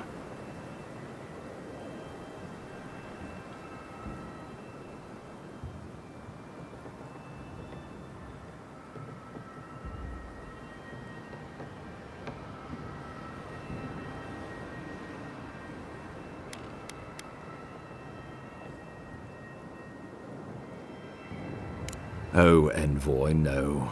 Do not suggest that lightly. Think of the Emperor. There would be reprisals. Ones which this conclave could not survive, fractured as you are. Not unless you came together and formed a nation of your own. It would be difficult. No, impossible. I'm certain you would fail. Think of your people, all of you. Think of the lives at stake.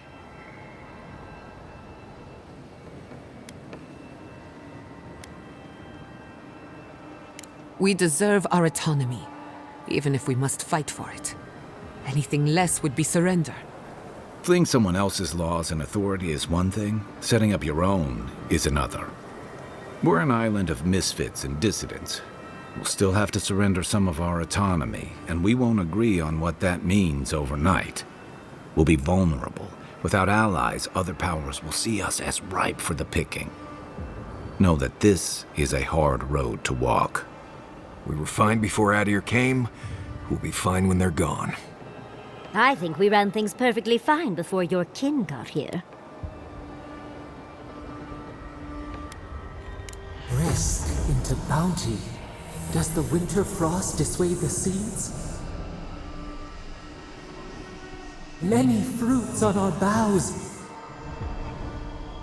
We graft many leaves into strength.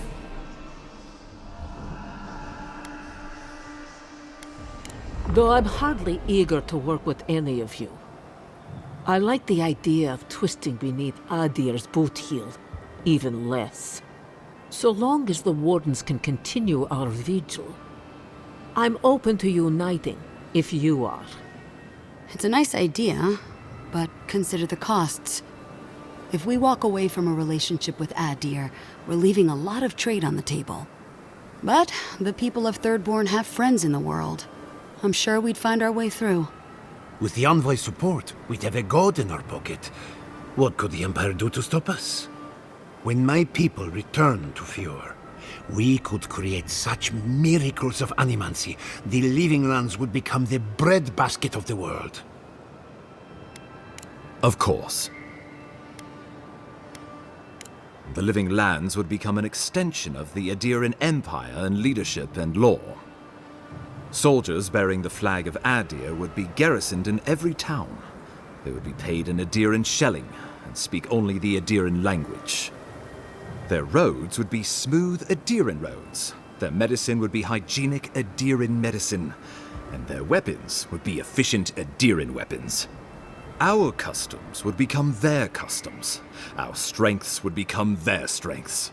Our emperor would become their emperor. Turned toward a common purpose. No one, not Rauatai, not the Vailian republics, not even a rogue god, would dare attack the Living Lands. This island would be safe for the first time in its history, and safe it would remain. He would suppress our culture before it's had a chance to grow. Everything my people cultivated would be reduced to a footnote. If you have any love for this land, do not allow him to overwrite our history. Rauatai built its empire from colonies like this. Many have become centers of culture and prosperity, backed by the protection of a strong navy. Of course, it can take decades to get there. And this road isn't an easy one. But Aedyr won't be the only empire eyeing this place. A formal agreement now could protect us from something worse later. It shall be peaceful in that all dissenters will be silenced. So there's that. The Living Lands is a lot of things, but it will never be Aedyr, no matter how hard Aedyr wants it to be. Aedyr should turn back now and save everyone a bunch of blessed trouble. The Addyr's promise. Flip our feathers as we find our wings. The deed binds as the wire binds. To drown us. Why were we set free?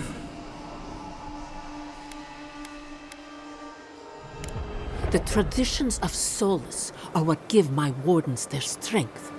Without them, we would buckle under the weight of the tusks. I would sooner walk my people into the acid sea than trust an Aedyran to hold me up. What need does Thirdborn have for the protections of Aedyran soldiers? We have cannons, cliffs, and wills forged in the storms of Rauatai. And should Rauatai come for us, we will rain hellfire down on their heads. Your Aedyrans could do no better. Under Aedyran rule, your countrymen would strip my people of everything that makes them unique, all in the name of spiritual hygiene. I cannot betray them like that. Of course.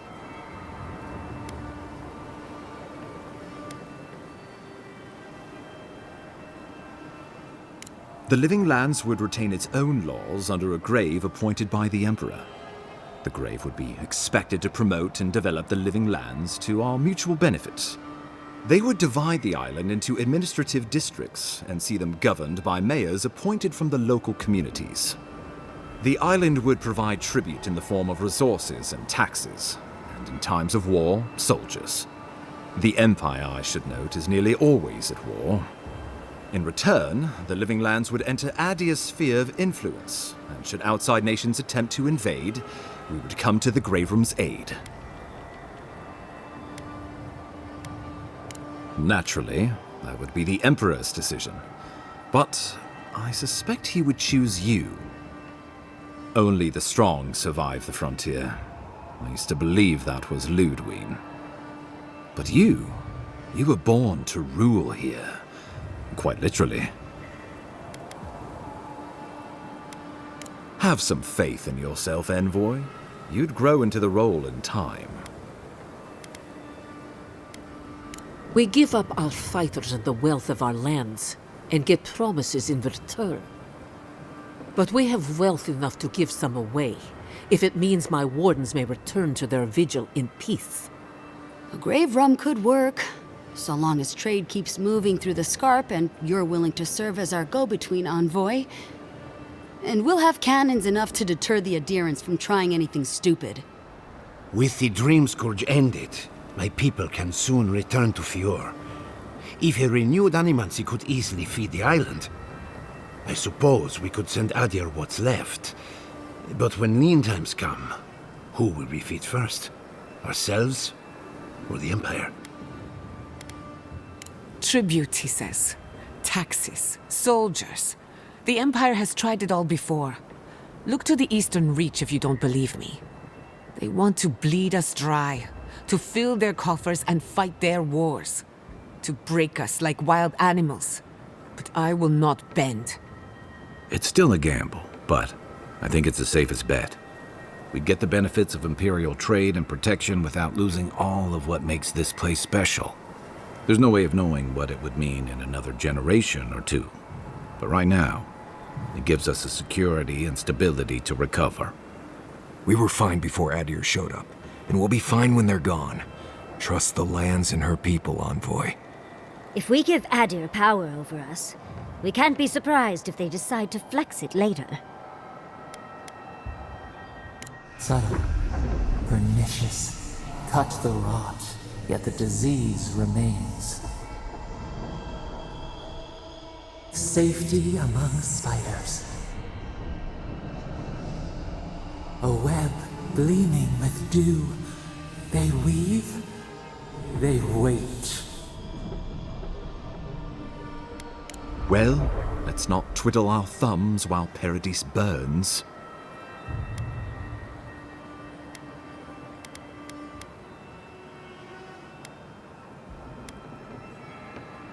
Oh, gods have mercy. Solus and her wardens stand vigil with the living lands. By grit and steel, Thirdborn stands with the living lands. Fior and her animancers stand with the living lands. We deserve this opportunity. Thank you for believing in us. Fighting a battle together is easy. I just hope everyone's willing to stick it out when it comes to the politics. God, they made the right decision for once. Finally, some sense permeates the proceedings. On your head be the consequences. That leaves the matter of Ludwine and the Steel Garrote. She will never surrender, Envoy. You must kill her, or we will lose Paradis, and eventually the island.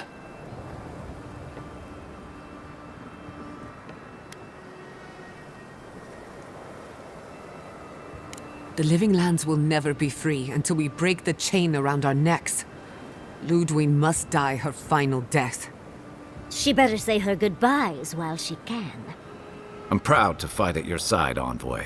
One last time. Let's get to work then. We've got a walking corpse to bury. The Paradis militia will be at your back. Give her no quarter. The future waits for you. Thank you for deserving it. Now, go and teach the Steel Garrote a lesson they will never forget.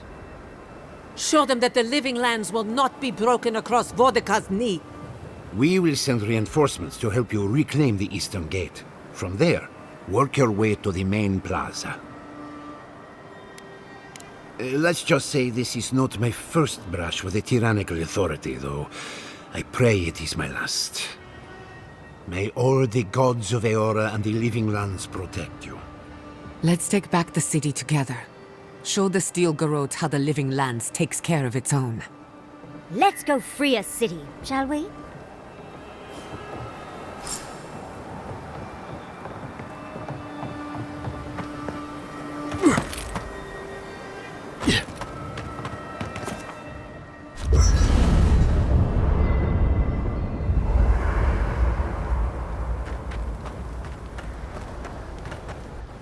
Can't sleep?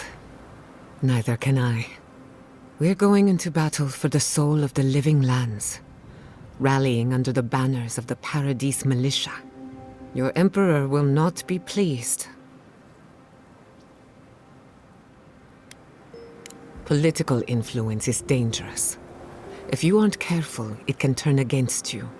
When a godlike fights in battle, people take note of which side. The Aedyrans will doubt your loyalty. The locals will doubt your commitment. You may even doubt yourself. This is the first time you were told to pick a side. And I fear it won't be the last.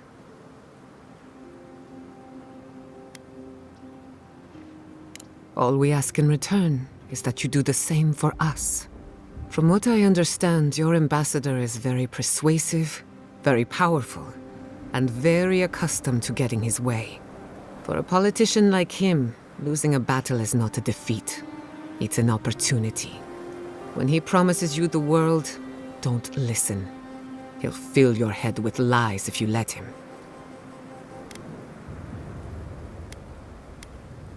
I'm glad we understand each other. It's good to see you fighting for the misfits and rabble-rousers. Time for you to get some rest. We have a big day ahead of us. In truth, I'm not as worried as I used to be. I've been thinking about the Inquisitor. Formulating a theory, you might say. A Death Guard clings to their existence by force of will. Stubbornness, unfinished business, that sort of thing. Ludwig is held together by faith, and that may be her undoing. Precisely. Faith is the foundation of her reality. Faith in the righteousness of the gods. But according to her faith, Sappadal should not exist. A new god independent of hers? Blasphemy. By that logic, you shouldn't exist either. And yet here you are.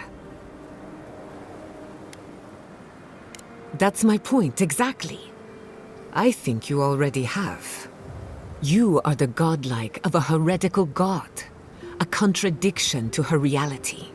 Can you imagine how much she needs you to die? Her entire worldview depends on it. Who knows?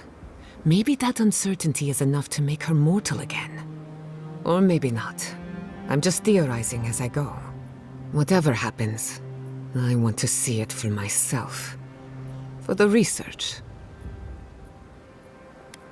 When I agreed to travel with you, I didn't think I'd find myself at the center of a political upheaval. So imagine my surprise when you gave the living lands a chance to unite, to prove itself, and to stand tall before its enemies. Granted, it was an uphill climb. The Dream Scourge exposed our weaknesses, our vulnerabilities. But thanks to our struggle, the island finally knows itself. Now we can decide who we want to become. I can't wait to see what we do with that freedom. Agreed. We've fought hard just to defend what's ours. But to answer your question, the future looks bright for a change. Is it really that obvious? No matter who wins or loses, the living lands won't be the same. In my heart, I know that's a good thing. Life is impossible without change. And change can be frightening. I just want to put this behind us. I want it to be over. Until next time. Well, here we are. We're doing this. We're fighting your people. Are you okay? No doubts or second thoughts? Really? You're better than me, dearie. Thinking back on all we've done, it's impressive, don't you think? We went to the garden, a prison untouched by time. We both learned the truth about our Aedyran origins. Oh dear. Do you think we knew each other in our past lives?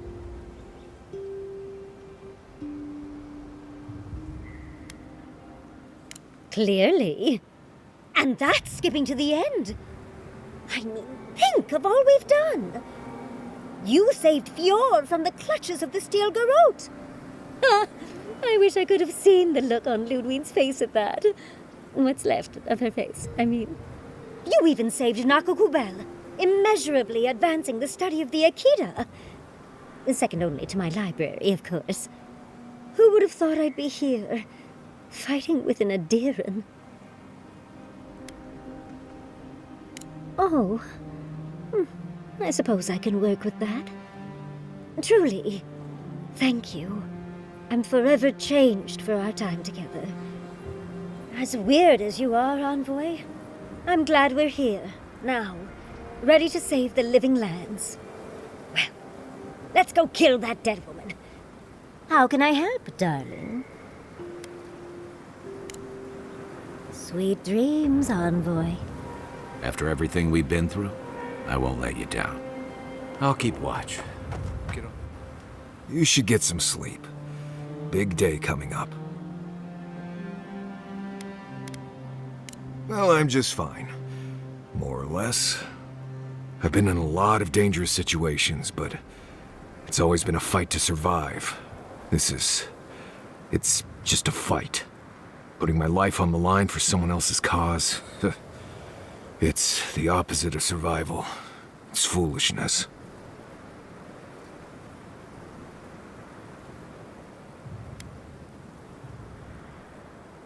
You helped me through some rough Sokka, Envoy. Your cause became my cause at that point. We're about to go out there and risk our lives for, what? A concept of how things ought to be? We might die, all to determine who sleeps in the nicest house in Paradise until the island decides it's time for a change. It's fine. Really. But it's some blessed day Sokka when you think about it. Right. Careful you don't get stuck in all that sap. I'll be all right, Envoy. You go get some blessed day rest.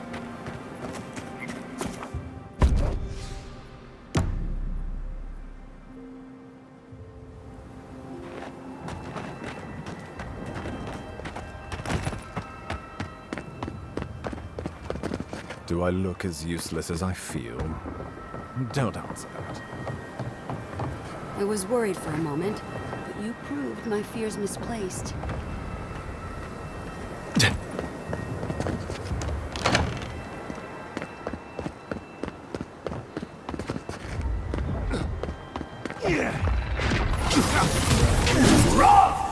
That weapon isn't working! You asked for it!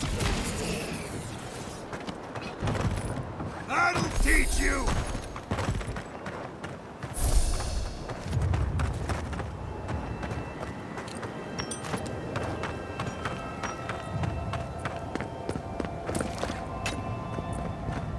This shall be a bloody day.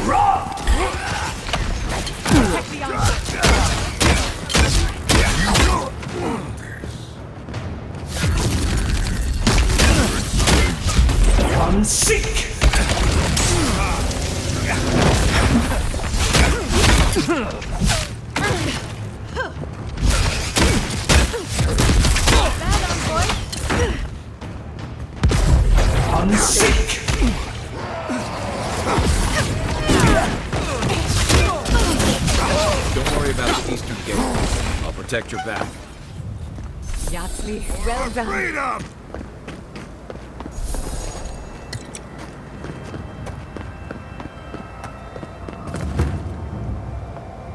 Go on. Finish what we started. You're pretty impressive, Aedyr. Gato is hard to convince. The envoy. Of course you'd be the last face I see. I guess I shouldn't be surprised to see you here.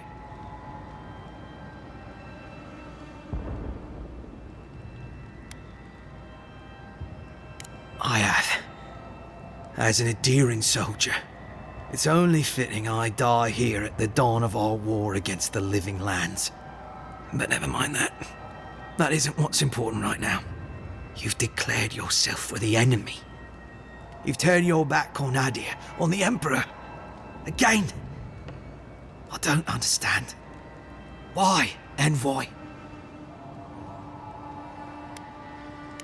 What right do the others have to be here? Because they landed some number of years before us? Does that mean they deserve it? You won't stop us. Even if I'm food for worms. One way or another, these lands belong to Aedyr. You sicken me.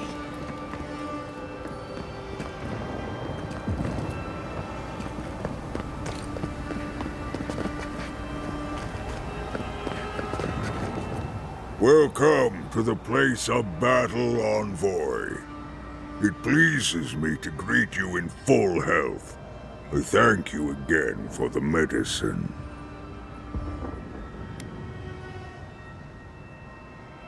Thank you. It is good to be myself again. I traveled here for you, Envoy. When I learned of the events in Paradise from the dwarves as they marched out of the tusks, I knew where I'd find you. I hear that you have chosen to defend the living lands. I will honor my life debt to you by keeping the peace here, after the battle.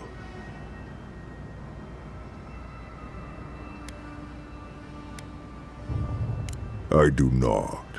I will live in isolation one way or another. As I say, the choice is yours. Let us waste no more breath.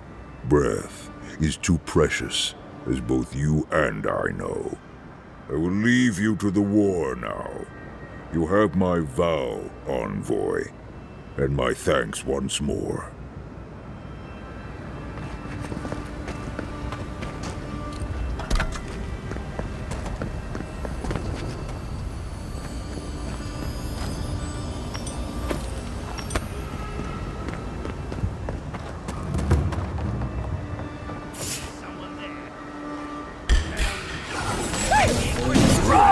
That even hurt them.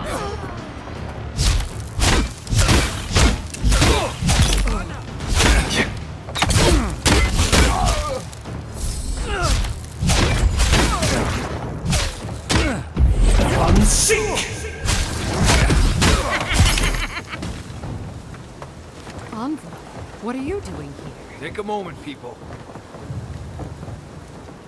I thought you left town weeks ago.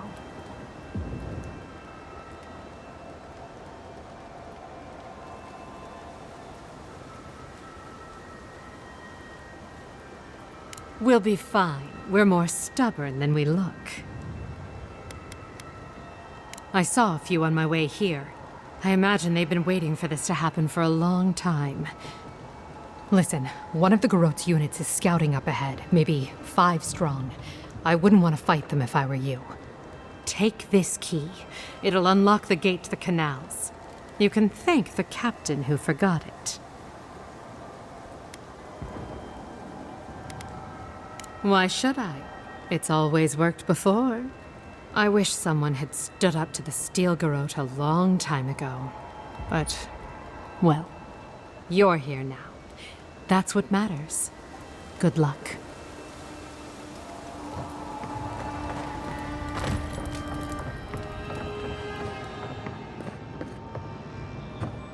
Envoy!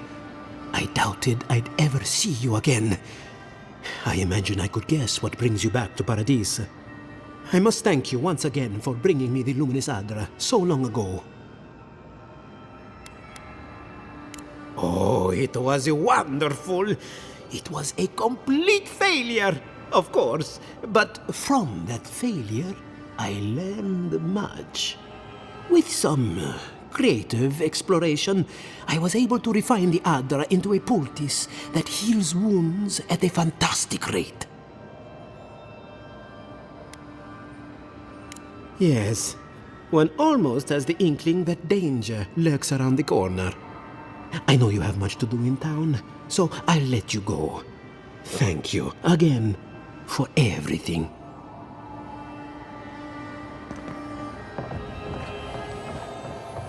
We should go now, while the fighting's died down. Can you not hear the screaming outside? They want to die that badly. We can't go now. Who am I not to kill them? Then when? Should we wait till the envoy? Am I ever glad to see you?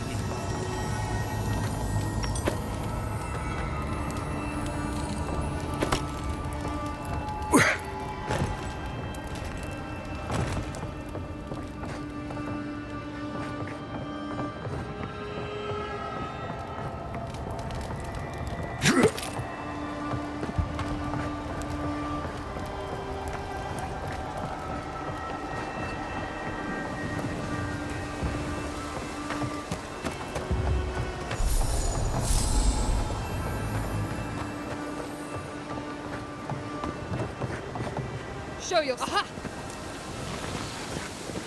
Aha! We've got company.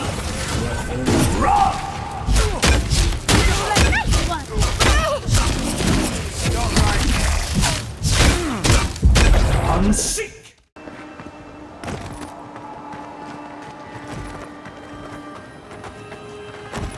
What exactly do you think you're doing? You nearly died in my clinic. Correction, you did die. And now look at you, fighting the steel garrote. What have you got to say for yourself?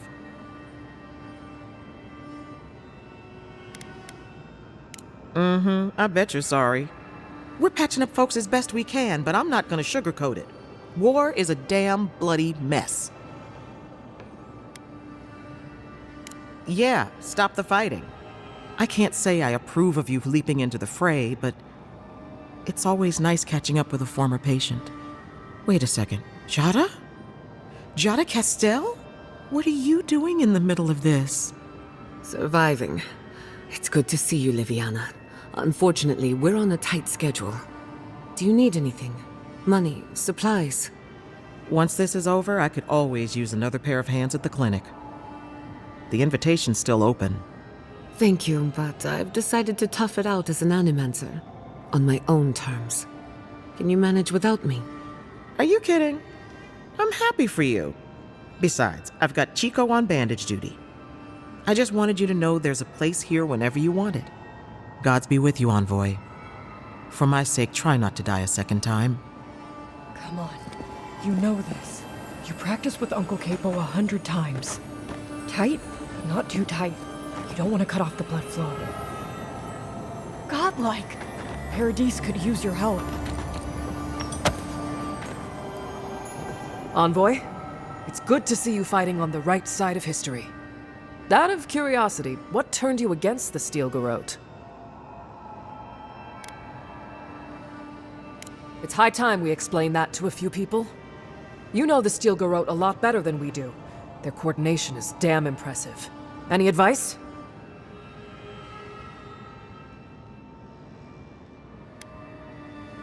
Not a bad idea.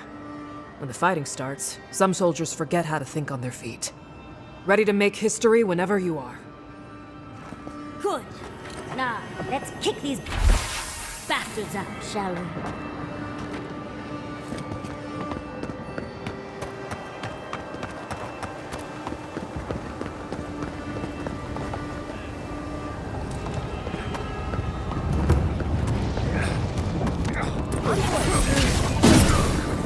You need better control!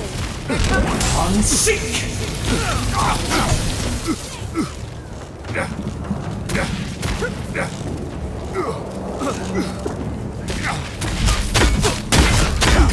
I'm sick!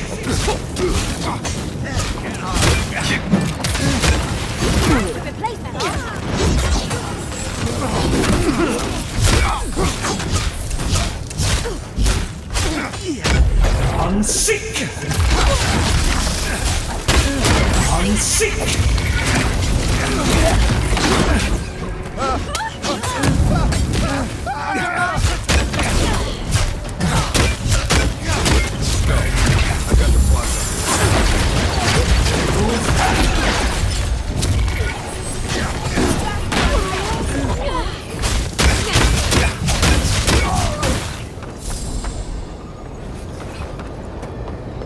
I was worried for you.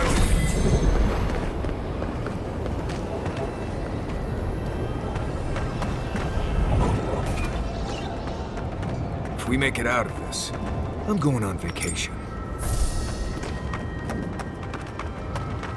Monica demands your submission. Stand against her and fall. Let's pay Ludwig one final visit, shall we? Let's make sure she stays dead this time. All right, dearie?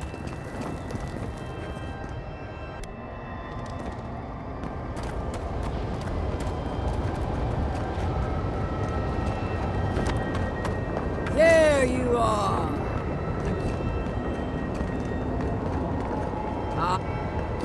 So, you survived the garden. Did you come all this way just to try your luck again? To kill me more efficiently than last time?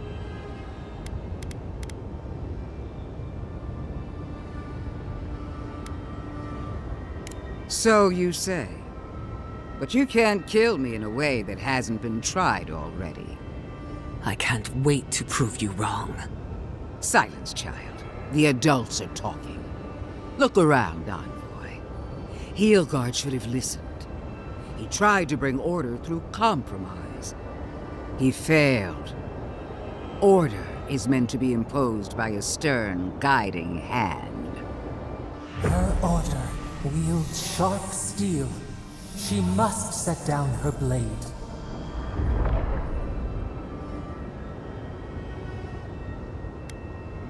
Don't insult my intelligence or my commitment to the cause. Treaties can be burned. The hands which shook over whatever deal you struck can be lopped off at the wrist.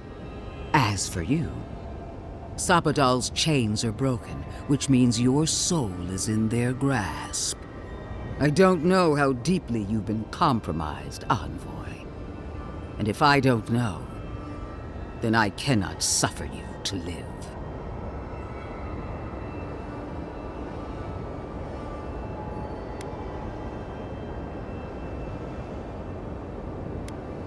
Do not patronize me. I have every right to put down a threat to the Empire. Steel yourself, Envoy. Make this a fight to remember, even in death. We would not welcome her death. There is still ample shade for her beneath our tree.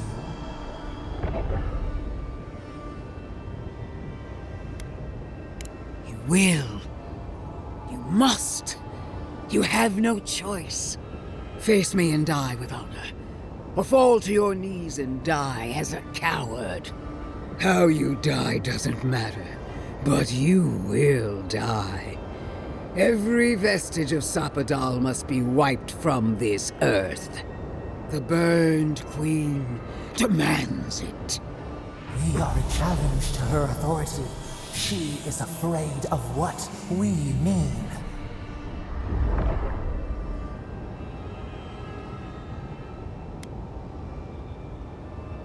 Blasphemy.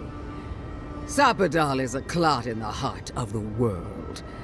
What should they matter to the true gods of Eora? Your god will meet their end just as soon as I'm through with you. Hear me, Envoy. I am the avatar of the Burned Queen, the goddess of retribution. I am her sword arm, her will in the world. And so long as I can fight, I will be her champion. But she fails and fails her god. How long until Wodica finds a new avatar?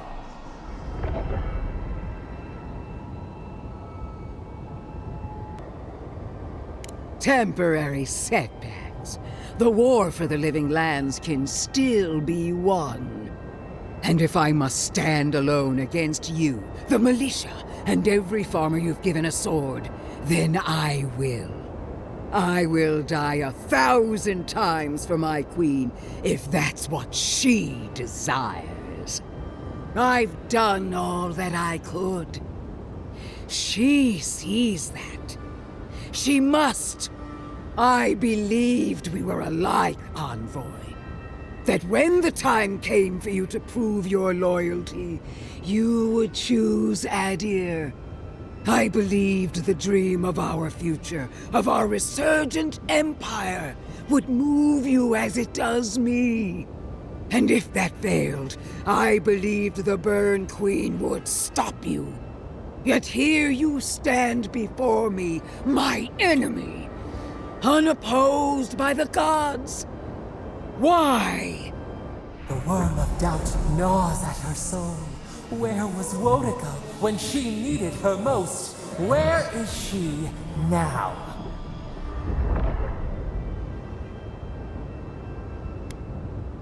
No! The Burned Queen witnessed my devotion and accepted me as her champion. I don't need anything else. I can still prevail.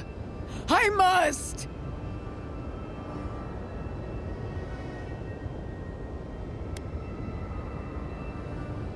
I feel her fire in me. I know I do. Do you? Wodica, my lady! Where are you? No answer.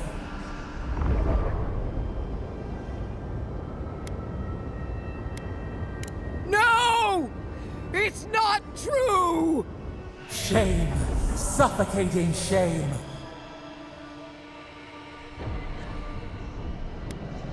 Stop! I can't! No! No! No!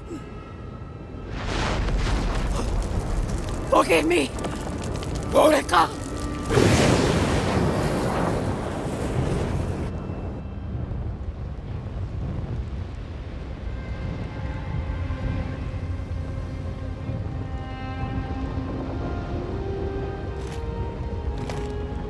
Wherever Ludwine is now, she must be seething. Of course, we'd be happy to kill her again, if needed. She's done for. But we're not. Whatever's next, we'll face it. Together. Gods, you're all gonna make me sick. But carry on. Unraveled at last. We no longer feel her wire against our flesh. We are free always. We are free forever. Silence falls over Paradis, as though the city is holding its breath. Then you hear it, the ringing of a distant bell, the waving of banners, and cheers of victory. After a short and bloody conflict, the dust has finally begun to settle. You feel Sappadal close to your thoughts, stirring with interest. The god of the living lands is observing this moment, unfettered by confusion or fear. For the first time in centuries, they understand. The Paradis militia rallies to you, the outsider who defended them in their hour of need. Whatever happens next, you have won their confidence. You take a moment to reflect on the calm. Not so long ago, you arrived at these shores on a simple errand, which turned out to be anything but simple. The Dream Scourge is over, and the island has been cleansed of plague. A time of healing and mourning follows. People look to you for answers about the source of the affliction. You tell them the truth, how the plague came from a power beyond mortal understanding, and how, It is finally at peace. Thanks to you, the Living Lands has escaped Aedyran oppression. The free settlements unite under a common banner and begin the fraught process of negotiating new traditions and values. The Empire withdraws. The frontier remains wild, but not for long. Fugitives no more. The rebels of Paradis return to their home and to other free settlements, bringing their skills and secrets wherever needed. For once, they have a future. The refugees of Emerald Stair resettle in Thirdborn, bringing their skills and research to aid the local community. What starts as an uneasy partnership blossoms into a bond of trust. Through shared adversity, they find common ground. In time, the people of Emerald Stair return to their city of Fior Messiverno. Research yields new developments in the struggle against nature. Technology is shared among the united settlements. The Empire cannot get in the way of progress. You know that one day your body will join the revenants at Elia's corpse farm. The very idea fills you with mixed emotions and dark thoughts. For the people of Shatterscarp, independence is bittersweet. Those who cannot withstand the grief inflicted by Ringgrim's spell leave the settlements, vanishing into the wilderness. Those who remain find themselves forced to cooperate with others, often begrudgingly. With so many dead, the need to stave off hunger outweighs any distaste for certain trading partners. Solace Keep clings to its long-held isolation at first. But after mourning her friend Kostya, Mihala reluctantly deigns to open the doors of the fortress. Some dwarves greet newcomers with glee. Others still mutter darkly about outsiders. Mihala flounders in her earliest negotiations with the rest of the Living Lands, but slowly learns compromise. She develops a taste for Valian sweets. For the first time in many years, Kai feels an agreeable restlessness. Not to flee, not to drift, but to venture. He visits the distant shores Tama told him about, and savors the modern marvels, ancient wonders, and breathtaking expanses he beholds. His heart swells, not with grief, but with awe. There is so much to discover, and he will spend his years chasing all of the joy and beauty the world has to offer him.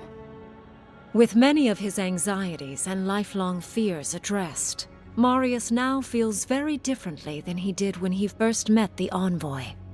Still far more comfortable in the wilds than among people, he nonetheless finds that his worries about the unknown were merely self-protection against the traumas of his childhood.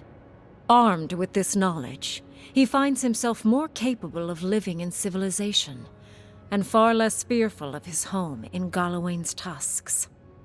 While he never regains his former place as a Warden of Solace, he spends his time traveling between Solace and Thirdborn, acting as a stubborn ambassador between the two. Giada continues to improve as an animancer.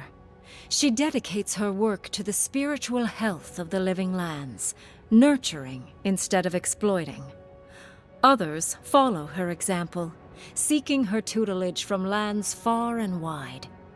In the years to come, rumors spread of a secret society gathering in the wilderness, where animancers work in harmony with nature.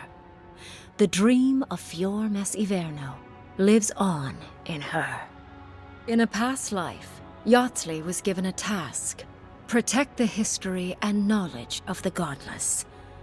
Now, many lifetimes later, she continues upholding that oath. She moves into the library in the garden, spending her days poring over the clay tablets there.